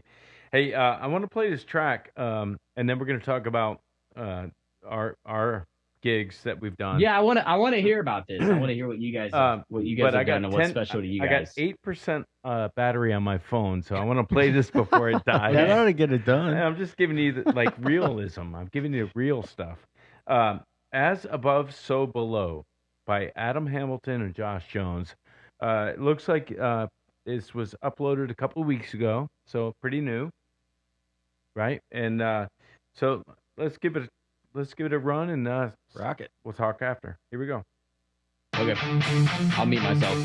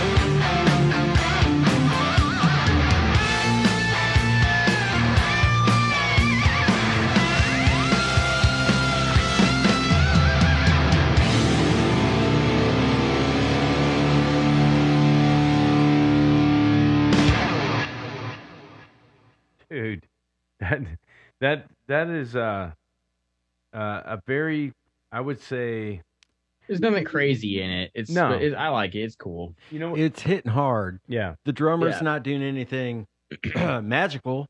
It's about you, in my opinion, on that one. It's like Yeah. you're just shredding. It's like Yeah. I mean the drums are great. Don't get me wrong. That's a solid drummer Yeah. for sure. But the guitar, dude, your guitar tone's so wicked. the you know? dive bombs for Oh, me. man. The dive Yeah, bombs, yeah. and then coming back up into pitch and holding there. It's And really cool. I'm used to playing with him, and he does that too. Yeah, I like might- he does tons of that. I might dive bomb a time or two. Yeah, and they're always like just like that, solid and perfect and right on where they Right need timing, to all that. be. Yeah, And that's actually it makes it easy to play. it's a with it's a too. valid point to, if you're gonna dive bomb, you're not just mushing it down. You're Yeah. doing it in time and coming back up either quickly or with what's happening in the music to create a movement or a Yeah. thing. I feel bad for what I just said. That drummer kicks ass, by the way. Yeah. Don't get me wrong. I didn't mean anything at all. But I will say you could have been louder in the mix. That's Well, just my I opinion. mean, it kind of is a showcase for you, in my opinion, is what Yeah. that was. Yeah, I've got my own mixes of stuff that I'm working on at Yeah. the moment. Yeah. I'll show you guys when you stop recording. Yeah. Okay. Fair enough. Just rule number one: Josh should be the lead singer volume of the mix and Yeah. every recording ever. I try to. We're a 3-piece band with no singer, and I try to get him to do because he plays the melody or the vocal parts of these Mhm. songs that we do, and it's a movement. Like it's a 90-minute set that we do. We start and we go until the end, and there's no it doesn't stop. Is it kind of like a live concept Yes. thing that you guys are doing? Okay, cool. It's all synced cool. with video. So I try to Right. get him to stand in front of me as the lead singer would. Yeah. So the Yeah. last song that we do is Cashmere, and we bring Yeah. a chick up that she kicks ass, Yeah. and she just belts it like fucking female Yeah. Plant. plant. And so I try to get him to come in front and stand, downstage while he's shredding, and he just won't do it. I don't know. I can't get him to do it. Josh. So that's why we need a second guitar Josh, player. I need you, Josh, right now. Dude, I need you. I get it. You would fit right in You what we're would. doing. You would. I like fucking with people, man. Like I've always got a kick out of fucking with people. Yeah. So I mean, like live, like when I could see, because like my hair is always in my fucking face, man. Yeah. And You got great hair. When I could see, like whenever I was able to bam and then play something, and if I could see somebody and fuck with them, like I love making eye contact with people and fucking with them That's live. the fun, That's like that. It's fun, yeah. But yeah, dude. So Josh, I promise. I want to show you this cable. All right, so this cable right here, this cable is my guitar cable and my in-ear cable because I'm running copper to copper. I can't just walk across the stage with this going on. So he wants me to. So you don't have a wireless unit? I don't use wireless because I like copper to copper. I told you He's old. afraid. He's scared. I literally use the wireless. I hate using cables now. Wow. I hate using. I don't trust I have them. I've used wireless systems for probably the past 8 years of my life now. Who hasn't? Well, Best dude, things ever. Who Best things hasn't? ever. last time I used a wireless system, it was VHF, and you had to put for crying out loud. aluminum foil. Can't do that though, man. Can't do that. You gotta go sure, man. Get like a sure wireless. Hence the name. Yeah. Yeah. Well, but the thing is, if I go wireless guitar, now I got to go wireless in-ears. I have one you can use. Now I'm Go Sennheiser. I literally have an in-ear Shure system you can use. It's at least it's my Sure, wife's. dude. Sure. In my opinion, makes some of the best shit on the planet. They yeah. do. Line Like, 6 They makes do. some good. Their in-ears. I'm not a fan of. But I would rather the probably rest use of the stuff. Sennheiser in-ears.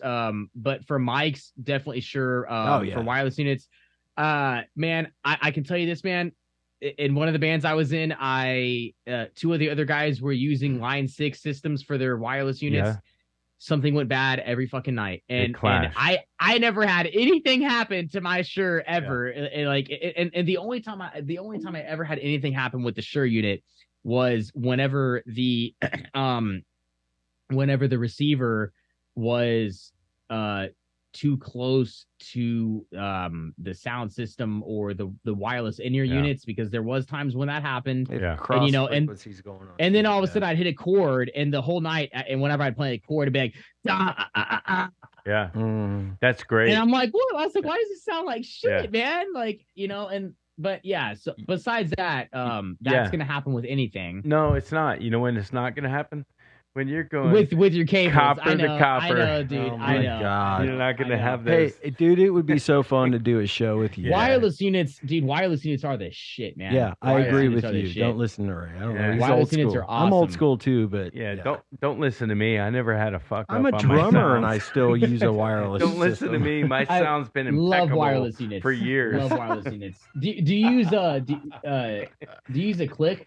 Yes. And a Click guide. tracks? Okay, cool. I got a click going on. I got a guide going on. Go to the chorus. That's the way to do it. 7, 8. The only reason we do that is because it's such a long set, and the videos that go along with the songs, it's got to be perfect, it, right? It's got to be tight, Josh, but we've done it for a long enough time to where we can all. Josh, come down here for one weekend and hang with us, and we will have so much fun. I'll send you the material.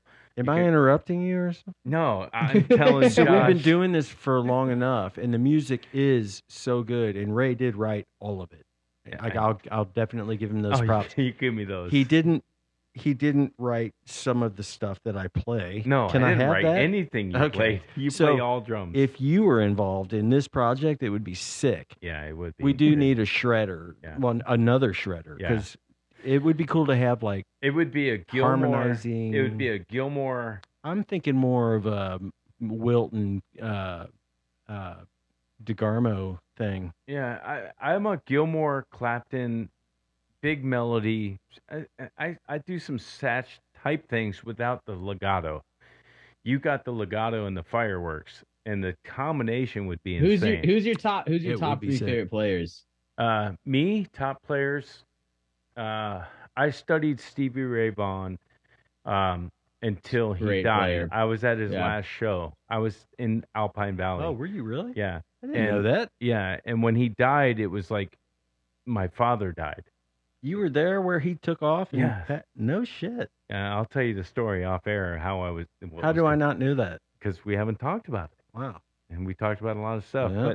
But so Okay. I was at Stevie's. We've last known each show, other 15 years, you know.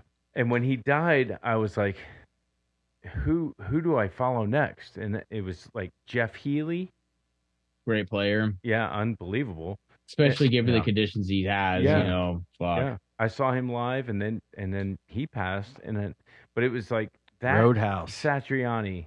It's a combination of Gilmore, Stevie, and Satriani is kind of what I like. Yeah. You. What about you? What are your favorite drummers? Top 3. Ooh. Well, it was Peart for a long time. Still is. I can't say it's not. He's got to be up there. He's got to be Yeah. top 5 I at mean, least he in any was- rock drummers list ever. Yeah. Kiss was my first concert, so I have to say Peter Criss. Peter although Criss. I don't think he's one of the best drummers. I that think he was know. great. No, No, but he does he's a jazz have guy. a little jazz like feel. He's a Yeah. jazz drummer. He's cool, man. He's fucking cool. I think Todd Sucherman's one of the sickest drummers on the planet. You're gonna kill me. That name is not familiar. He's Styx drummer. Okay. Sticks. So is he still playing with him? Oh yeah. Okay, I've seen him then. He's wicked. Okay. So I've seen him. I just didn't know the name. Ray Lazier from Korn.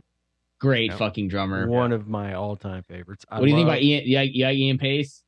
Oh God, yeah, Yeah. I do. You like Bill Ward? Yeah, of course. All Yeah. the old school guys, Yeah. Buddy Rich, all those guys. I mean, You like Alex? Van Halen. Alex Van Yeah, Halen. We dude. talked about this a couple Alex times. is top. Alex for There's- me is absolutely top 5 best rock drummers of all time. Why? Couldn't disagree with you Why? more. Why? So good. Why? He's so fucking good, man. I couldn't disagree with you. He plays grooves that people can't even figure out what he's doing. Perfect. Why do you like him, Josh? I feel like whenever I listen to most bands, the drums and the bass go together. Yeah. well, When it's the I rhythm listen to Van section. Halen, Yeah. it's like the drums and the guitar go to. It's different with Van It is. Halen. You're right. Yeah. You're right. It's the drums and the guitar going together. well, that's And- because that's how they wrote their music. yeah, that's how they wrote their music. Yeah. But I'm also biased because Van Halen's my favorite. And like Your I ran biggest it. influence. I ran into a guy. Like his name. I don't know how to pronounce his last name. I think it's Matt Limix. But he's like he goes to every rock show ever, and he gave me tickets to Foreigner, and he's like, man, he's like, it's just so weird whenever I talk to you guys, like. It's like you fucking Van Halen guys. It's like Van Halen is it's Van Halen and every other band. And I'm like, yeah, that's how it is. And he's like, how are you okay with that? He's like, there's other, and I was like, well, yeah, there's plenty of great music out there in every genre.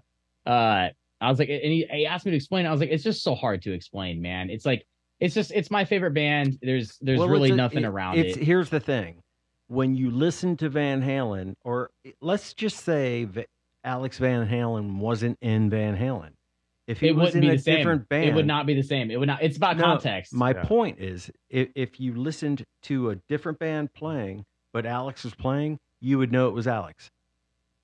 Yeah. Does that make sense? Why? My Because question is Because this. he's got a specific snare drum The sound. snare He sound. uses he's maple, right? The snare sound yeah, with no he's- snare.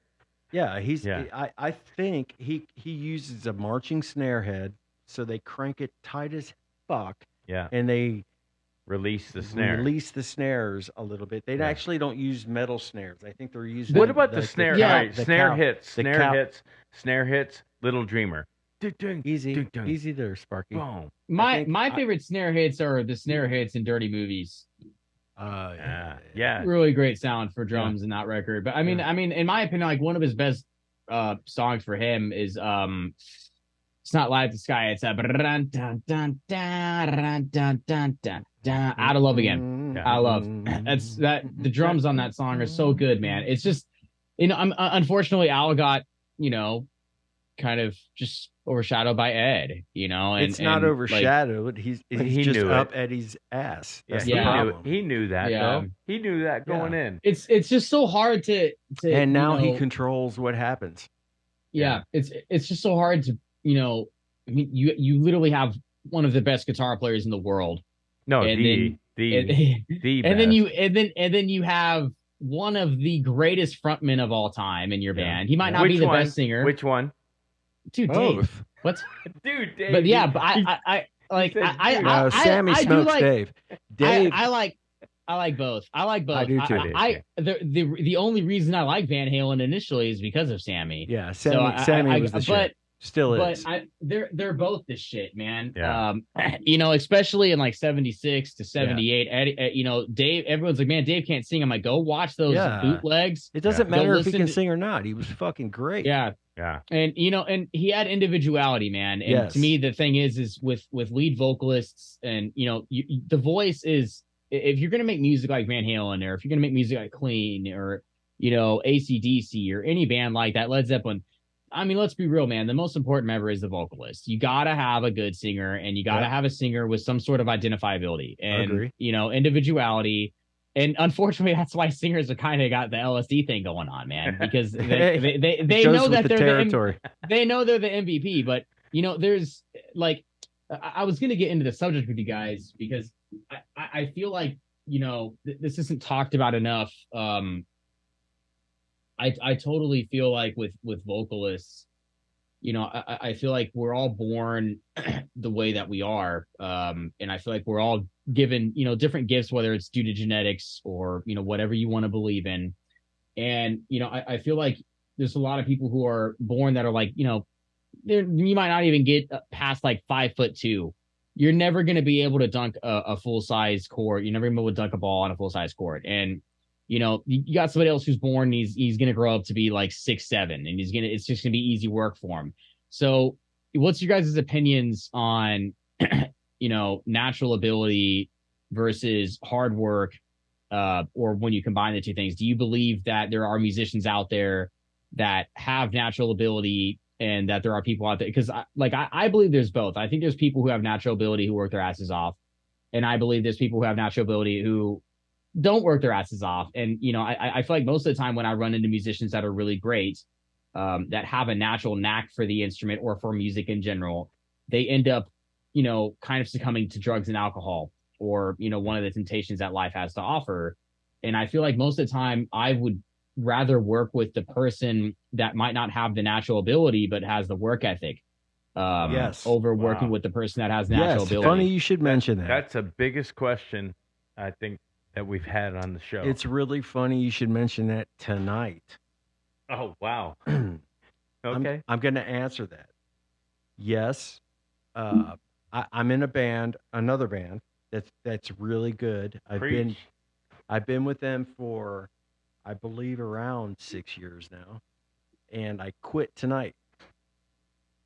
And the reason was... So this is the band drama that we're about to hear. Let's hear it. It's not drama. I'm not even going to get into the drama of it. I'm just simply going to say that I have a work ethic that did not match the work ethic of the singer of this band. The bass player in this band is a sweetheart. I love him to death. I love the singer to death. I've known him, I love all of the guys. You can love them as people, but man, it's just business and it's just being professional. And that's okay. We've opened up, for nationals. We've recorded together. We've played some good shows. We opened for Autograph. We've done good things together. But the singer and I, at the moment, do not see eye to eye. And he's blowing things in my mind that he's the creative. He's the one that writes the music, so it's his music. So I can't take that away from him. They're supporting him. He's an incredibly talented guy, and he's an incredibly nice guy. I love him, but I'm mad at him. So I probably said a few things that I probably could have done without. But I just quit in the way that I quit. And I got enough going on anyway. And we've got other, I got other stuff that I'm more, I need to focus on more. But the point is, though, I take music very seriously, man. Yeah, natural talent versus natural talent wasted. I have an issue. Yeah. I have an issue personally, and not to cut you off on that, but Okay. but I have an issue with when I see somebody with amazing talent that Right. throws it away with lackadaisicalness. That's what I feel like's happening. Yeah. He's it happens often. Yeah. It happens very often. he's It got happens more often than not. the talent's there, the everything is there. The voice is there, the talent of writing is there. Yep. The but lazy as fuck is all I can say. No, That's and I know I'm throwing no, mud. no. Hey, dude, that's I know okay, I'm slinging mud. No, that is slinging let's mud. call it lackadaisicalness. That's Okay. a much better name. I probably sling the- mud when I get aggravated and mad. But The problem is you know, at least with me, I'm you know, dude, I'm such a fucking stickler. Yeah. I am so anal about things, and We like all for me, all musicians it's are. like No. it needs to be right, you know, Yeah. and there's certain songs that we used to cover, that, you know, like it's just there's certain songs that we used to play that I'm just like, man, you know, nobody fucking knows the solo to this song, and I would just mess around with it. Nobody would say anything. But there's other songs to me that we would rehearse, and I would just get so frustrated because I put the time in and I put the work in to learn a song that I thought sucked, and I'm like, man, this song sucks. I don't want to fucking learn it. I don't want to, but I spent the time. I looked up videos and I listened to it, you know, 100 times. I tried to learn all the nuances because it's a job, and that's when it becomes a job. It becomes a job whenever you don't want to do it anymore, but you have to. Yeah. And Can you name that song? I would like you to name that song that you're there's talking. a lot of there's No. a lot of songs I didn't like to learn. I mean, one of them was Personal Jesus. Wow. Did not like that one at all. It was the Marilyn Manson version. I think the song that I fucking hated learning the most was it was a Slayer song, man. It was Say No More. Seasons of the Abyss, and all the guys in the band were like, you better learn that solo properly, and I'm like, properly? He didn't even play it, and I'm like, fuck it, okay. And so it took me like 5 hours to get the solo down, and I'm like, dude, this sounds so bad, it's so unmelodic, but it's like, well, the guy said I gotta play it right, so and that's when it becomes a job, right? And Right. if the majority of the guys say, man, listen, you need to go home, you need to play it like this, I'm not going to argue with that. I'm going to understand that it's my job to go play this properly the way they want me to play it. I'm not going to bitch about it. I'm not going to make a scene about it. If they say, man, you know, we don't like the way that you're adding your own thing there, we want you to play what that guy's playing on the album, I'll be like, you know what? I'll do it. You know, Right. Dude, it's not worth it, right? You're better than me, Josh. Well, it's just not worth it. It's not worth the fight, and also like it's not worth the argument, because at the end of the day, I'm going to lose the argument because I'm not the one who wrote the song, and so I automatically lost. And you know, I mean, like, that's a good way to look at it. Yeah. Every single Ozzy song with Randy that we played, like I was very, very strict on myself. I was like, man, this has to be right, because I mean, Randy's solos are very meticulous. They have to be played properly. And you know, looking back on it now, whenever I hear bands and artists playing songs that everybody knows, unless you're Guthrie Govan, and you know, wow. if you're playing a song, if you're just some, you know, and I'm not like trying to rag on musicians, nothing like that. If you're like me, if you're just some average guitar player in some random city, and I go and see you live, you know, I want to hear your version of, you know, your kick-ass version of your interpretation of what the record is. Yeah. You know, so you don't have to play it perfectly. Yeah. Just learn it correctly and then add your own twist to it. Yeah. And I just see so many musicians disrespecting, you know, these great guys that have written these great parts for these songs, whether it's on drums, whether it's on bass, guitar, vocally. I hear it so often, and they'll be like, well, you know, I just wanted to add my own thing. No, you didn't want to add your own thing. You added your own thing because you didn't want to take the fucking time to learn the actual song. You didn't want to practice. You didn't want to sit down and practice. Yeah. And that's the problem that I've ran into the most with local musicians, is that they don't want to sit down and actually learn the song. Yeah. They just kind of want to play their version of it. Yep. And then whenever because it's easier. And then whenever you're like, hey man, let's play the record version and let's do it. They're like, whoa, we don't need to do that. And that's what ends up happening. Right. And nobody cares. They're all drunk. They're just they don't give a shit. Hey, but I care. Yeah. You know? No, I agree with you. Yeah, that's what I'm saying. But the people that are sitting out there just drinking don't. That's their excuse. Yeah. Well, the people out there drinking don't care. They don't. Yeah. You know, only the musicians in the room are the ones that are going to understand or hear. Well, but to me, playing music is pointless if we're not playing it to the best of its ability. Totally, at least 100% agree with you. Exactly. Which I'm going to raise my hand and say, that's why I play Kashmir at the end of my show. Tell me how the guitar solo in Kashmir goes. There isn't one. I couldn't tell you. There's not one. You're playing rhythm guitar the entire time. It's focused on the singer. It's a really good progression, though. It's a great progression. It's one of my all-time favorite songs, for sure. It's a great song. Yeah. Every time we play it, people go nuts. Yeah, and it's a staple. Everybody knows, and it really says who we are as a band. We slay that song for sure.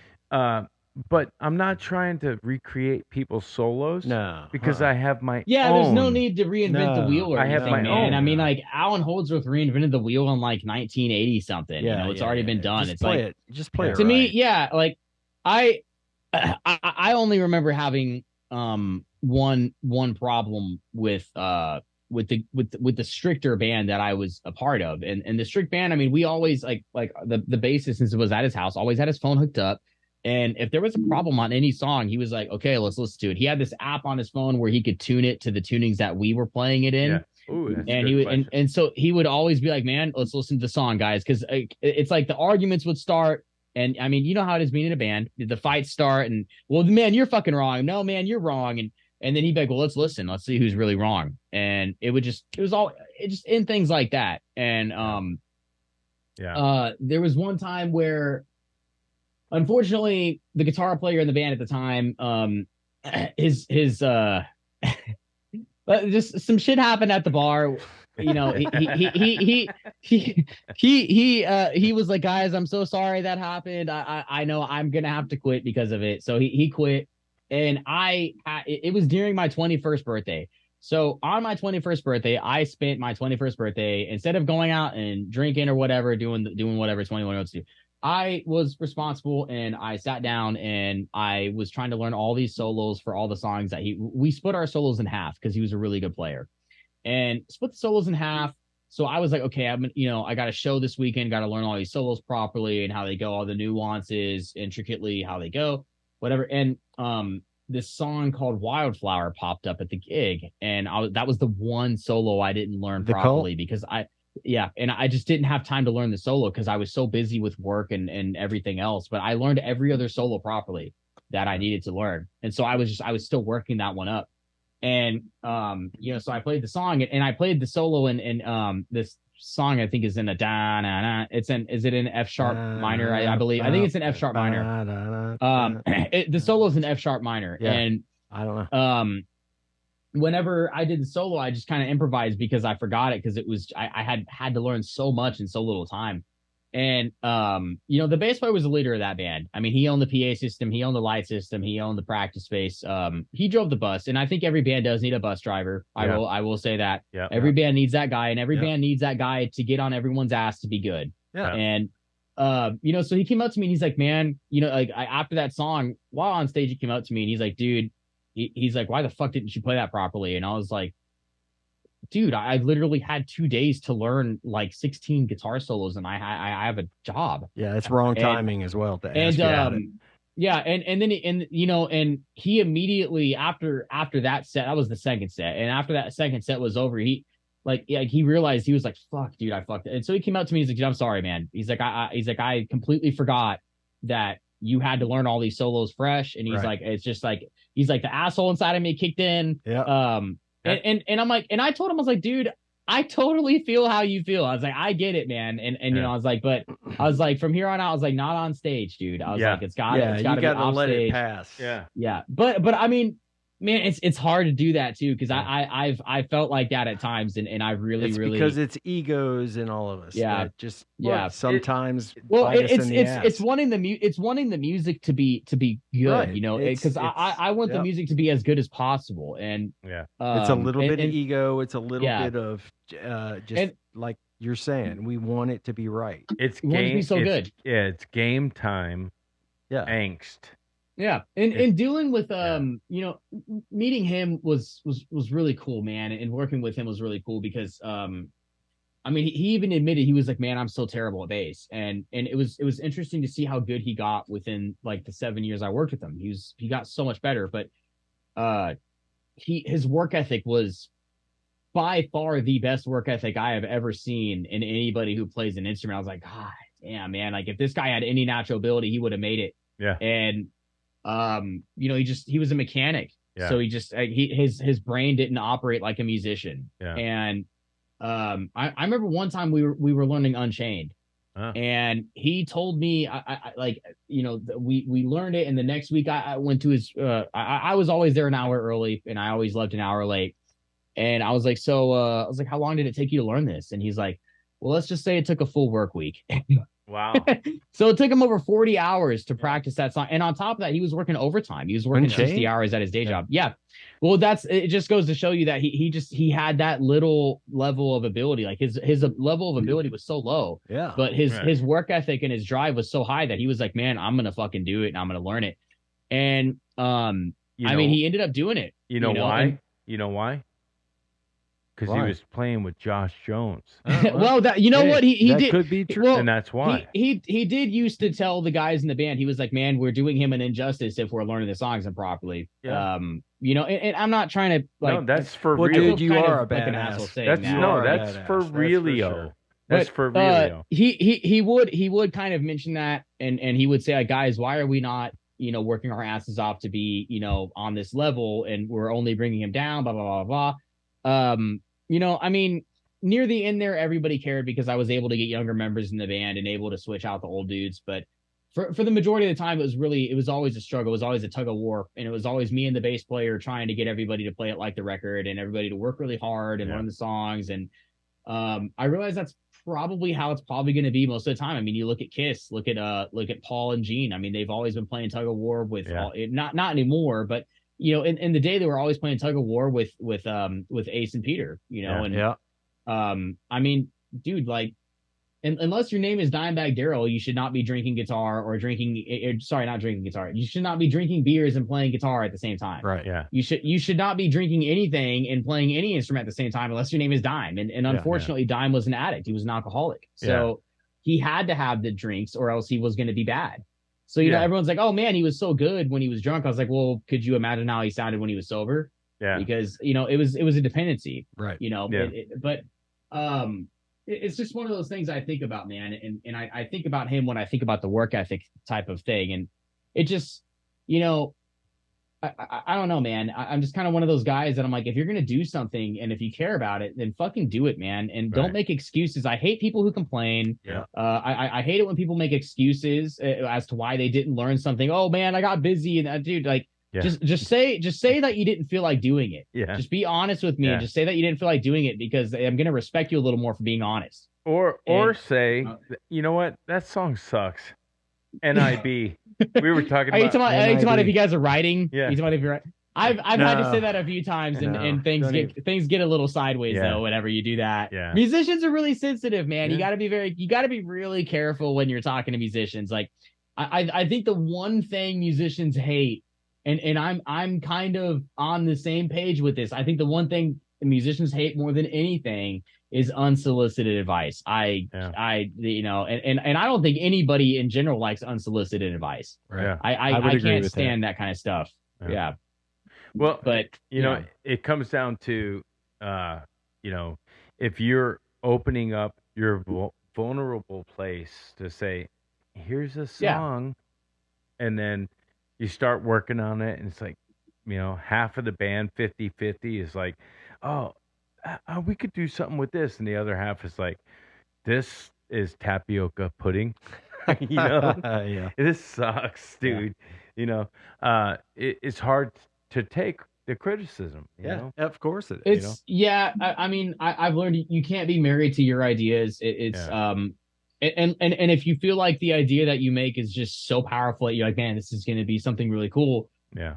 But nobody else you're working with the project you're in feels that way, then that's whenever you need to understand, like, okay, let's turn this into, my thing and a solo thing. And then, because to me, if everybody feels the same way besides me, whenever I'm working on something with any co-writers or anything, I'm just going to be like, okay, if I still like it, then I'm going to finish it on my own and I'm not going to ask for help. And I'll suffer the consequences of wasting another week on a song. Right. But yeah, being married to ideas and I mean, like, that's where ego comes into the play, because, I mean, whenever you make a riff or you have an idea that's like maybe 3.5 minutes long that you bring to, your group of guys that you're with, you're vulnerable. I mean, in my opinion, you're almost the most vulnerable you've ever been. You are the most vulnerable you have ever been when you're in the studio. Yeah. There is no amount of vulnerability that you will ever, succumb to besides when you're in the studio trying to write. Yeah. I mean, it's so fucking weird, writing with people and working with people that, like, that like, man, you can play really well, but dude, all that stuff goes right out the window when it comes down to writing a tune, man. Writing songs, writing music. Yeah, a full song, right? A full song. A full song with a good chorus and not just guitar players just going because I mean the only people who want to hear that are really musicians and guitar players, and right? And they don't even want to hear it anymore. I mean nowadays, like, I am kind of like on the same page as that. Like, if I want to hear music, I just want to hear something that I connect with. Yeah. I try to be as open-minded as possible. It's really hard for me to be like that sometimes with music, because I can be very picky. Yeah. But I try to get over the musicianship in bands and the musicianship that I hear in songs whenever I listen to things that I just think sound catchy or sound good to my ear. Yeah. Because I mean, dude, not everybody gets to be, like I said, not everybody gets to play drums like Bonham or bass or anybody like that, and the thing is, the more you listen to those guys, the more you're like, well, man, that guy's just not playing that well, man. He's just not that good. And it's the same thing when you listen to Van Halen or Dime or Yngwie all the time. It's like, that guy's just, I mean, like, the song's cool, but I mean, the guitar playing kind of sucks. And it's like, I don't like being like that. I just want to be like, man, that's a good fucking song. Composition. Composition is key, right? Yeah. And it's hard. It is hard to be like that though, when you're spoiled listening to the best musicians in the world. Yeah. And because I mean, the guys that you both named off are quite literally some of the best musicians in the world. They're the best on the planet. That's why they're such big names. Yeah. And whenever you spoil yourself listening to stuff like that, it's like, you're like, fuck, man, it's kind of hard to listen to other things. Yeah. You should make it inspiring. You got to try to make it inspiring more so than, damn, that just makes me want to quit. There's this cat on, I don't know, you may have seen him on Facebook lately. He's a drummer, and he's got a black beard, and he's got a snare, a kick, and a floor tom. Is he the one-handed and blast sits and he beat watches, guy? He looks at the camera, and he smokes, and he's playing one-handed. Blast the beats. Entire time. Yeah. And his feet, I swear to God, he's playing 30-second notes with his feet, playing one-handed hi-hat, taking a drink, still looking at the camera, smoking, setting his thing down, doing the most wicked fucking fills I've ever seen any drummer do. Yeah. He smokes any drummer I've ever seen on this earth. One-handed. And I'm 54 years old, and I've seen some badass drummers. Yeah. He is the best. He's doing it one-handed. He blows. Yeah. I mean, he blows my heroes away. Yeah. The internet's a vicious place. It is a vicious place. It is a vicious place, man. I've seen. I mean, I didn't know very many guitar players whenever I was like 18, and I think that a lot of 18-year-old dudes that are competitive, which dude, I'll always be competitive. But whenever I was younger, I was very competitive, and I had this guitar player in our band. He's like, man, you think you're good? And he's like, check this guy out. And he started showing me all these really crazy guitar players on the internet. Yeah. And it's insane how many good guitar players there are.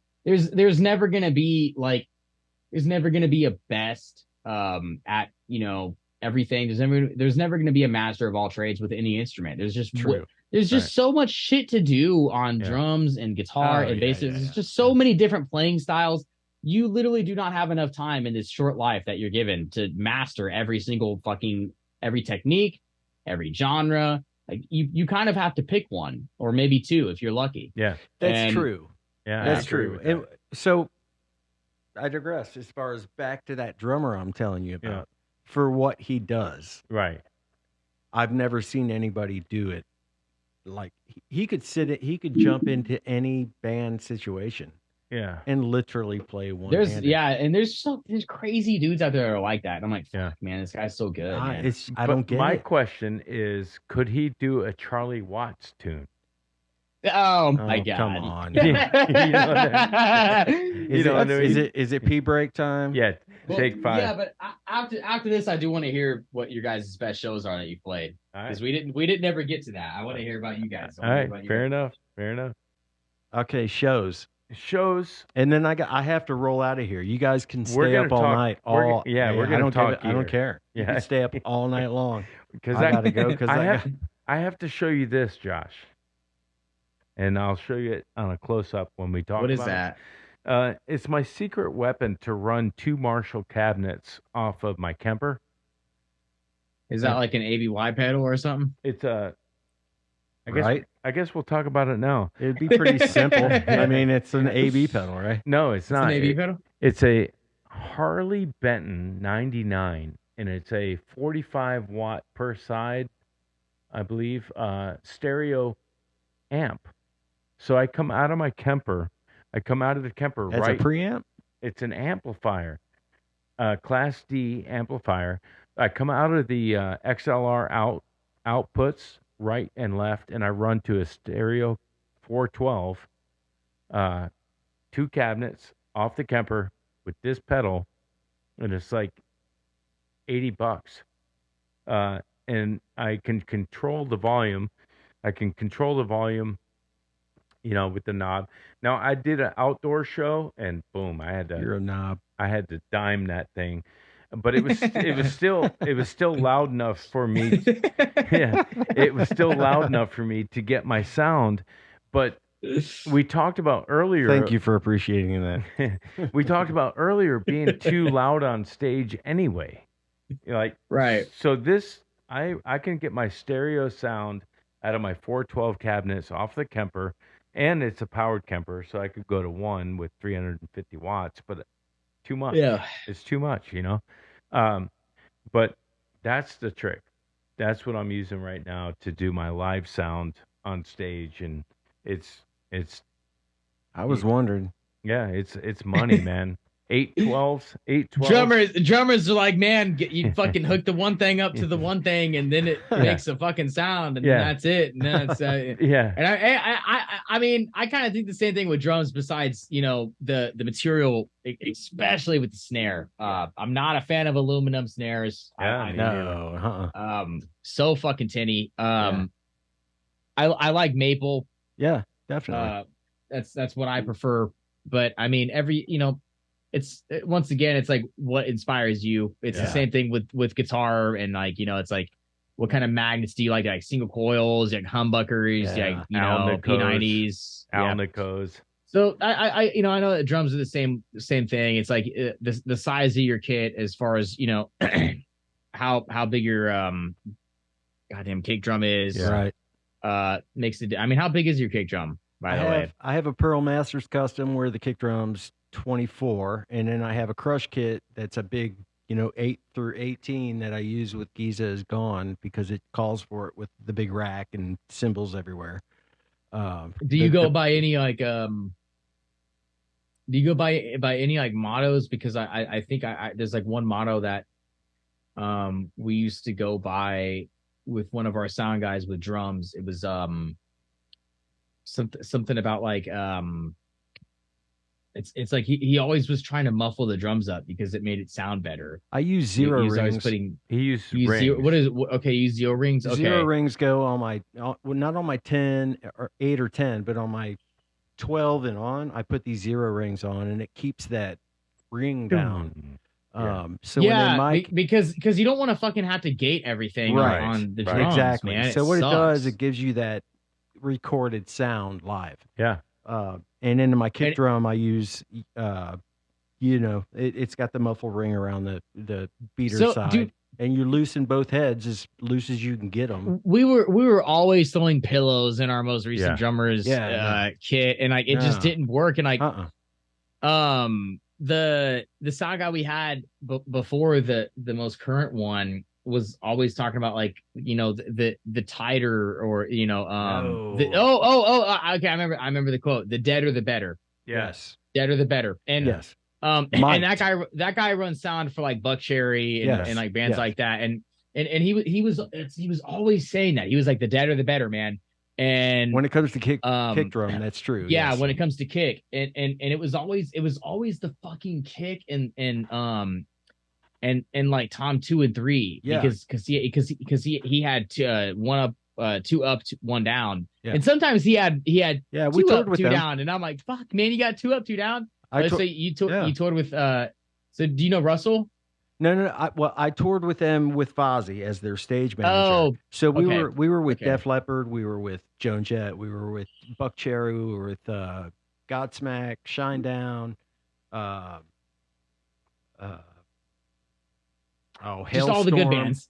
Yeah, a lot of really bands. Good bands. So, but I got to I got to see everybody's kits, and I got to see what they used and how they did things, but that is the thing with Fozzy, which I was drum tech, stage manager. It is deader the better for sure on the kick. Oh, absolutely, yeah. And we learned that so fast once he tried to show us that. Yeah, but and he also hated when the singer would cup the mic. He's like, dude, stop cupping the mic. Yeah. If a singer doesn't know that, then he shouldn't be singing. But so going back to my kit for this band is a 22-inch kick, and it sounds almost as deep and like just boomy as my 24-inch Pearl kit, which is maple. But if you put a Pearl beta in 52, the kick, 52 in the floor, like the 18 sounds like my kick drum. So it's like I can get it sounds like triple bass. It's double thunder, kick. And a low tone. Yeah. He does 3 up. Have you ever used triggers, or do you just? Yeah. Not for this, so we haven't. Not for this gig, but I have. It's funny. Rich Ward and I went and saw Kansas, and their drummer had. I'm sorry, Boston, and their drummer had 4 triggers on each tom. Wow, it looked like like somebody's hand over the top of the rim. You could see each trigger. Wow. On the top. I was like, why the fuck would somebody have 4 triggers on each acoustic drum? When you said Kansas, it instantly made me think of Steve, man. I was like, fuck, dude, Kansas Steve is a Kansas fucking great vocalist. Thank you for saying that, dude. But Boston is also, that's my favorite vocalist is Brad Delp. That's my favorite singer of all time. Wow. But I mean, you're probably talking about Boston with the hired guys. I love all those guys, and I got to meet them all and hang out with them. But no, Steve Walsh. I mean, Steve Walsh is a kid, fucking insane, dude. Steve Walsh is the shit. That dude used to do handstands on his keyboard while he was fucking jamming. Don't tell me that guy's not a rock star. Yeah. I got to see them go. I was gonna, so like. Our bass player used to get onto our drummer because he didn't move around much on the drums, and we always tried to give him a mic because it's kind of like he's like, dude, you got to learn how to sing and just anything.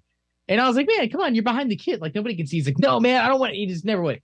And one time we went and saw Slaughter, and he's like, dude, that's what you need to do, like Zoltan, man. Yeah. And, Zoltan, I saw him the other night. Do you like I think the way Zoltan moves around is fucking cool, man. Yeah, like dude. He's not, it's not like it's not fucking Marco Miniman, but it's cool. Like it's cool, like what he does, and like it's different. And like our bass player was like, man, he's talking to the drummer. He's like, you need to like be moving around like that guy. And like, I know that musicians hate hearing like, you need to do this. But I'm like, man, you kind of do though. Like, that's cool. Like that would enhance the stage show. Yeah. He gave me his number the other night. Actually, what was that? 3 weeks ago? No, a week ago. A week ago? Yeah. He gave me his number. We hung out, and he actually, I didn't realize he goes by Zoltane. Zoltane. I did not know that. I didn't either. I thought it was Zoltane as well. I called him Zoltane. So he goes by Zoltane. Yeah. So does it have like a little underlined G no, under it, or no, just two dots? No, 2 dots over the A. No, everybody like was calling him Zoltan, but I heard him introduce himself to a lady as Zoltane. Yeah. So his wife was running the merch booth, so he's filling in for a Van Halen tribute band. Yeah. Unchained. Yeah. And in between the Vince Neil Slaughter gigs. So super cool guy. I mean, he was very nice to me. Wasn't really well, he had an issue with the lady, I just should say. Yeah, don't go into it. Yeah. Yeah. Shit happens at shows. She grabbed him, you know what I mean? Inappropriately, and he set her straight. So but he's a super cool guy. Yeah. And we traded numbers and yeah, he's a great guy. But how do you feel about that? If somebody's at a show and they overly, you're just talking about just inappropriate grabbing and stuff like that. I mean, whenever I was single, I didn't care too much. The only thing that bothered me was, the grabbing of the hair is really fucking rude, man. I've had women literally yank my hair, and I'm just like, dude, what the fuck are you like? That's so fucking rude. Yeah, and it's extremely rude to grab you anywhere. And I've had I remember one time I was at one of the biker bars I was playing at. Some dude grabbed my hair and yanked me back, and I'm just like, dude, I'd have punched him. I'm just it's like I'm a very passive person. I have a pretty good attitude about stuff, and that was I was really close to just crossing being the line. Dude, well, yeah, and I mean, as an entertainer at the bar, I mean, I could have easily had him kicked out. Yeah. I was just like, dude, I was like, don't ever do that again, man. It hurt. He had yanked my hair. I was like, bro, I don't even know you, man. I've never met you in my life. Why you? I know you might be drunk and you might see some curly fucking cube like me, and think it's funny to grab his hair or think it's like a wig or something, but it's not. So. I have had my hair fucked with so much, man. It's just one of those things that I'm like, dude, stop. I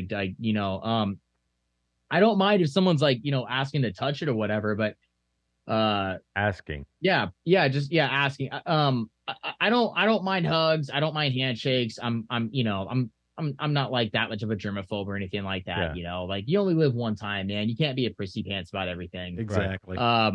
I think as far as personality goes, I definitely look up to Dimebag when it comes to, how he treated other people.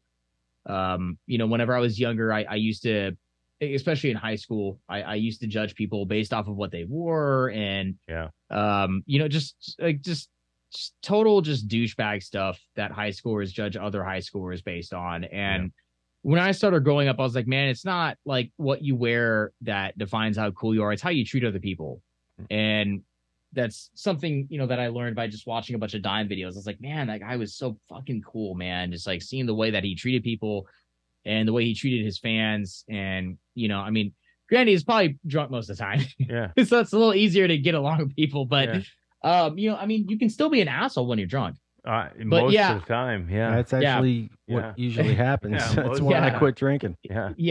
So I've dealt with I've dealt with plenty of weird situations, but most of the time I've had other dudes in the bar stick up for me. I mean, I've had some pretty fucking weird encounters in bars, and I've had some it's just creepy shit. I've had creepy shit by other old men said to me. And I'm just like, bro, that was really fucking weird. And then I mean, in situations like that, I'll have dudes come to me and be like, hey man, are you good? Do you need some help? And I'm like, I'm good, man. I can fend for myself. But that was weird what this guy just said. I've had that happen too. Where people ask if are you all right? You good? I'm like, trust me, I'm good. But what if you weren't? What if you weren't? Would you say it? You'd have to. I'm always honest. For sure. I never really drank at my shows. I'm not really a fan of drinking and playing. If I'm not playing, I'll have some beers or whatever. But I don't drink and play. I don't mix that stuff together. Yeah. So whenever I'd get done with the show, if anything was ever attempted on me or to me, it's very quickly deflected. Yeah. Yeah, because I wasn't fucked up or anything like Right. that. So I was always able to, deflect whatever was coming my way. But it wasn't every show, man. Yeah.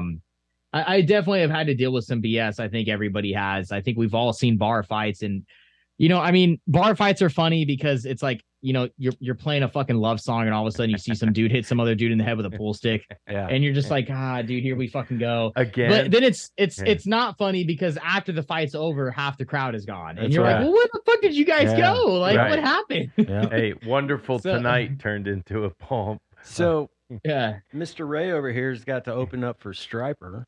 I opened for Striper. I would say my biggest gig might have been. There were two. So I opened for Little Feat in Jacksonville. I think it was Jacksonville. You're gonna kill me. I don't know who that is. Little Feat? Yeah, I've never heard of Little Feat. Okay. Little Feat was a band from the 70s, had more hits than you could imagine. And Do you think I've heard one of their songs? Yeah, Like, it's a just, like, classic been rock. floating- If you heard it, okay, you'd so know I, it. Yeah. so I've okay, it's one of those guys. Yeah. And so we opened for Little Feat, and it was a crowd as far as you could see, direct sunlight, 90 to 110 degrees. And When was this? had to be 2002, 3, 4. How old were you?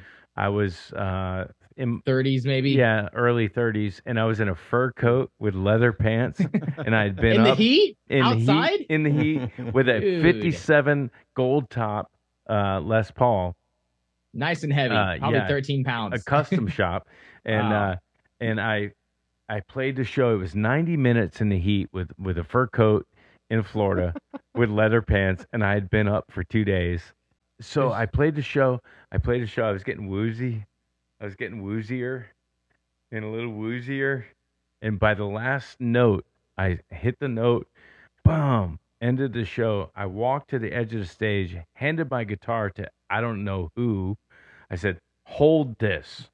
And I gave it to him, and I stumbled down the stairs and passed out on the concrete. And for my next trick, Yeah. And the wives of Little Feat and laugh their asses off. no, and the EMTs, Oh. they brought the women brought orange slices and hydration type things, and the EMTs like he's dead, and I think I might have died that day. Jesus. That was one of the biggest shows, and then I opened for Little Richard in Macon Coliseum when he returned back to Macon, and it was 15,000 people there. And we got to do our whole thing, and we did 45 minutes. He's got a great band. Yeah. How was Little Richard? I Did you ever get to talk to him? I had meals with him 3 different times. Well, the singer for his other band, Yeah. who I used to play with, him and I have been playing together for 15 years, but for a long time, there was a big gap in between. But we used to be in a Off subject, how small is the world? The older you get. oh, dude, it's tiny. way. It's totally tiny. But Everybody so knows everybody, right? His singer, who's a good friend of mine as well, was one of Little Richard's backup dancer singers, Yeah, and it's the lead singer for his band, yeah. his current band. And I've been with him for 20 years. Yeah, So it's a small world. It's super small world. Yeah. So we played the Whiskey a Go Go in early 2000s, and then Little Richard shows up in a limo, and then sits in the balcony at the Whiskey. We're playing our show, and I'm looking out. I was like, I can't look up there.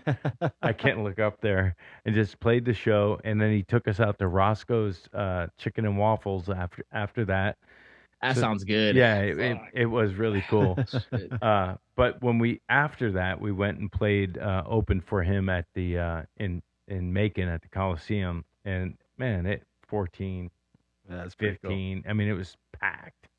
And we did our thing, and we were a bit wilder, believe it or not, than Richard was. And it was perfect. It was perfect. It was beautiful. It's just a lot of great gigs. So really great gigs. Yeah. There's been a Mother's lot. Finest opened for them Yeah, several So times, have and I. it's Hootie, B-52s.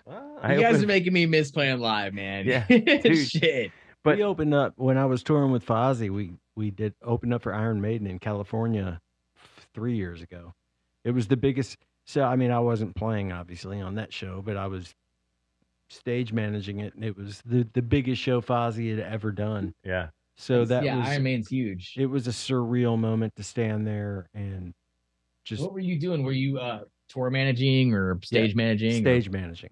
Okay. And yeah. So I did a little bit of Chris handling. A little bit of this, a little bit of that. yeah. Yeah, I was the stage manager, and we did that. We did, God, man, we did a lot. I did a lot with them.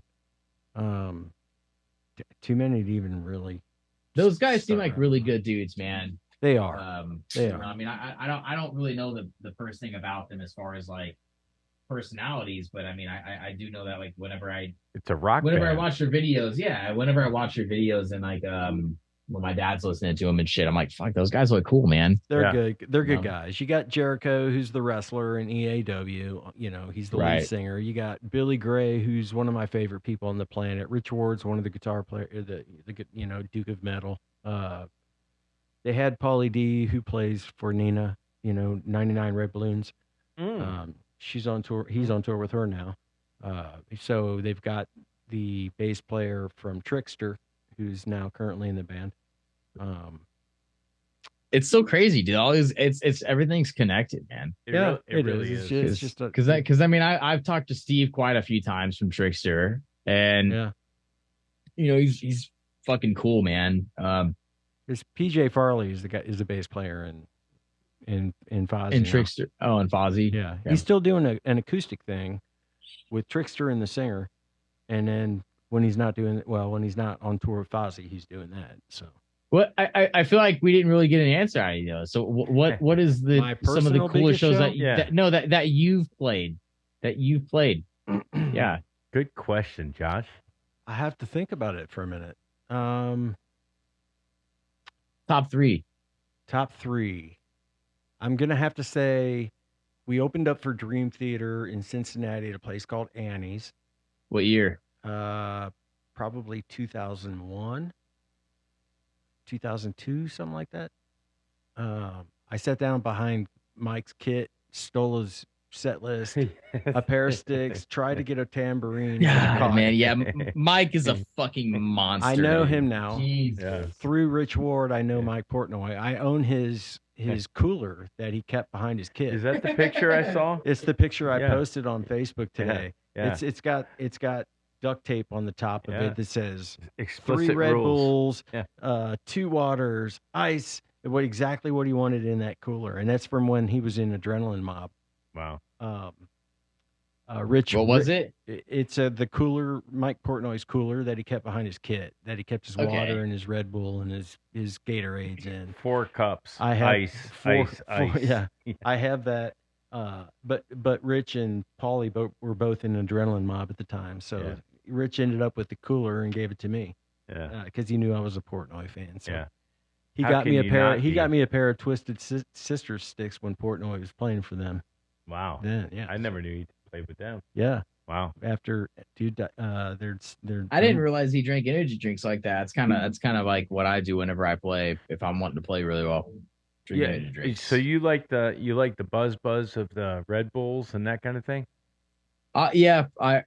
If I'm like really trying to practice, I'll drink like maybe 2/3 of an energy drink. I can never get through a full one, but I can't either. It's too sweet. it's just so much and so much caffeine too. But yeah, I mean that'll get me through like a 6 to 8 hour practice session, and I'll be fucking sweating my ass off. Like, dude, I start sweating after like 10 minutes of playing. Yeah. I'm just like, fuck, dude. Are you a coffee guy? Do you like coffee in the morning? Or? Yeah, I drink coffee when I get up. Yeah. I'm gonna say one more thing, and then I gotta bump because it's 1:00. But so my other show that was a big one for me was I got to sit in for Artemis Pyle from Leonard Skinner, He was cramping up really bad. My band opened up for them, and he was cramping up really bad, and he had somebody come run and fetch me, and I ran back there, and I was like, "What's up?" He's like, "Can you play this song?" I'm like, "Get the fuck up, I'll play." So he got up, and I played the song.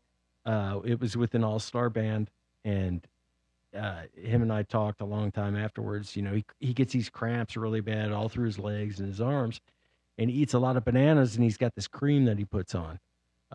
What are bananas good for? It's the potassium. Yeah. But the potassium keeps you from cramping up. So I played the song. It was just an AC/DC song, and I honestly just don't think he wanted to play it. That could be. But I don't know. Yeah. So anyway, he got up there after that. They played the last song of the night, and that was it. But I can say I sat in for Artemis Pyle from Lynyrd Skynyrd. Yeah, you did. Yeah. Well, it's interesting that even Artemis at some point had to play covers. Oh yeah. Yeah. Everybody did. I'm friends with Kiss, so Van many rock stars. Halen. Yeah, of course. I mean, it's a very young person's mindset to think that covers are for bozos and covers are for guys who, are just it's just a young person's mentality, man. It's it's just naivety is all it is. I never really wanted to think that I was going to be playing covers while I was in high school, and then whenever I got out, I was getting depressed the first few months I was out of high school, and I was telling my parents, I was like, man, I'm just so pissed off. I can't find anybody to work with. I can't find any musicians. They're like, oh, you'll find something eventually, but might not be like what you think you want, but you'll find something. And I'm like, what the fuck do they mean by that? So it's like they kind of knew before I knew, and I definitely needed it. I think everybody needs it. I think everybody needs to play. You need to move to Atlanta. Yeah. Dude. You do. Nashville's the place, man. Yeah. Nashville's good. Yeah. I know a good drummer in Nashville's Nashville the place. if you need a good drummer. Yeah. Nashville's the place. I think you may be right there. But I would say Nashville is a lot of guys that can really play not your style, which might be your ace in the hole. Well, it's not necessarily the style; it's the quality of which you play. No, I mean there's a lot of really, really good players. I know Nashville. That there's some fucking crazy good players out there. Not doing what he can do. This kid, this guy's, but the real deal. But it is interesting. Where do I go from here? Kind of a. I mean, to me, it's one of two places. It's LA or Nashville. And I'm like, man, I think LA's run its course. Yeah. And LA's run its course, and that was the 80s, and Seattle was the 90s, and Austin was the 2000s. Exactly. And I don't know what the fuck was the 2010s, maybe Vegas or some shit. I don't know, but I think you got it right. I think you got it right. Nashville has been growing, and I mean, like it has been growing, and it's only getting bigger, and it's Music City, man. And I mean, honestly, like, I kind of like country a little bit, but I don't ever. Can you play? Oh, hell no. Hell no. I cannot. No, it's dude. No. It's a feel. I respect those guys, man. Like Brent Mason. Fuck, dude. Like guys like that are so good, dude. Yeah. I cannot play like those guys. Hell no. Yeah. Those guys are so damn good. Yeah. No, I can do what I do, which is, be myself and play the way I do. Yeah. And that's what I'm good at. I cannot play like those guys. Those guys are, and they're just like chicken picking like crazy, hybrid picking and all this crazy stuff. And, and I mean, the Nashville number system isn't crazy difficult or anything, but, man, I don't know, man. I think I have the same dream that everybody has at my age. I want to get a band. I want to go play rock and roll, man. It's like, but the difference is that you've got the ability already at the age that you are. It's just finding the right people and the right music. Yeah. But what I'm saying is that you're ahead of the game. You're way ahead of the game. But is he? I'm not. Sidetrack. Is rock and roll dead? No. It's fucking bigger than ever in Europe at the moment. It's huge. If you're a screamer, man. if you're a screamer band. Yeah. I was hoping you would say that. I got a really good buddy of mine who's in a band called Sixth Sense. You should check them out. They're good. And his wife was in the Agonist. And is that Nikki's band? Who's that? Or is that a different band? No, that's 6 a.m. That's a different band. Yeah, 6 no, Sense not 6 a.m. They're called Sixth Sense. They just came out. His wife was in a band called the Agonist for 10 years. And she's good. She was replaced in Arch Enemy by Lissa White. So yeah, they're screamer, but she sings at the same time. They go back and forth. So now he was in Stuck Mojo, she was in the Agonist, and then they joined forces and formed this band called Sixth Sense, and it's unbelievable. Yeah, it's a little bit of both. It's rap, it's screamer and singing. It's almost it's like Falling in Reverse. Dude, I was just gonna say, dude. Yeah, yes, dude. Kind of. All but right. it's like Evanescence meets. All right. Go ahead. No, I'm waiting for you. I'm gonna go Falling in Reverse mode right now. So, but that's the rap stuff. Yeah, right? It's rap, but it's metal, and it's. What were your thoughts on? There's more metal in Sixth Sense than there is Falling in Reverse. There definitely is. There has to be. I don't even know the band, but no, there has to be. Yeah, There's more metal. So much rap influence in Falling in Reverse. Yeah. So Falling in Reverse. All right. Hey, I love you both. Yeah. I'm leaving. All right. It was a pleasure meeting you. Yeah. I can't wait. I think we should do a part 2 on this one. We should definitely again. do a part 2. This has been one of my favorite podcasts as of yet. So I don't want to leave. I have to. I understand. He's on Oklahoma time. I think there's. Is it different? He's on Tulsa time. Yeah, Tulsa. There you go. On Tulsa. What time is it there? It's just 12 a.m., dude. Oh, okay. I'm a night owl. I'm not gonna go to bed until. God, I'm hoping I don't fall asleep before I get home. Hey, Josh, I'm not going to bed until you go to bed. So, oh my God. No, you're falling asleep before that. You guys are gonna. I don't think you understand, brother. Sweet talk each other to sleep, aren't you? All right. Thanks, Rick, for being here. Rick Josh, Gassman. It was a pleasure, brother. Hey, dude, thank you, man. You guys are fucking cool, man. You're watching the Original Music Podcast with your hosts Raymond Hems and Rick Gathman.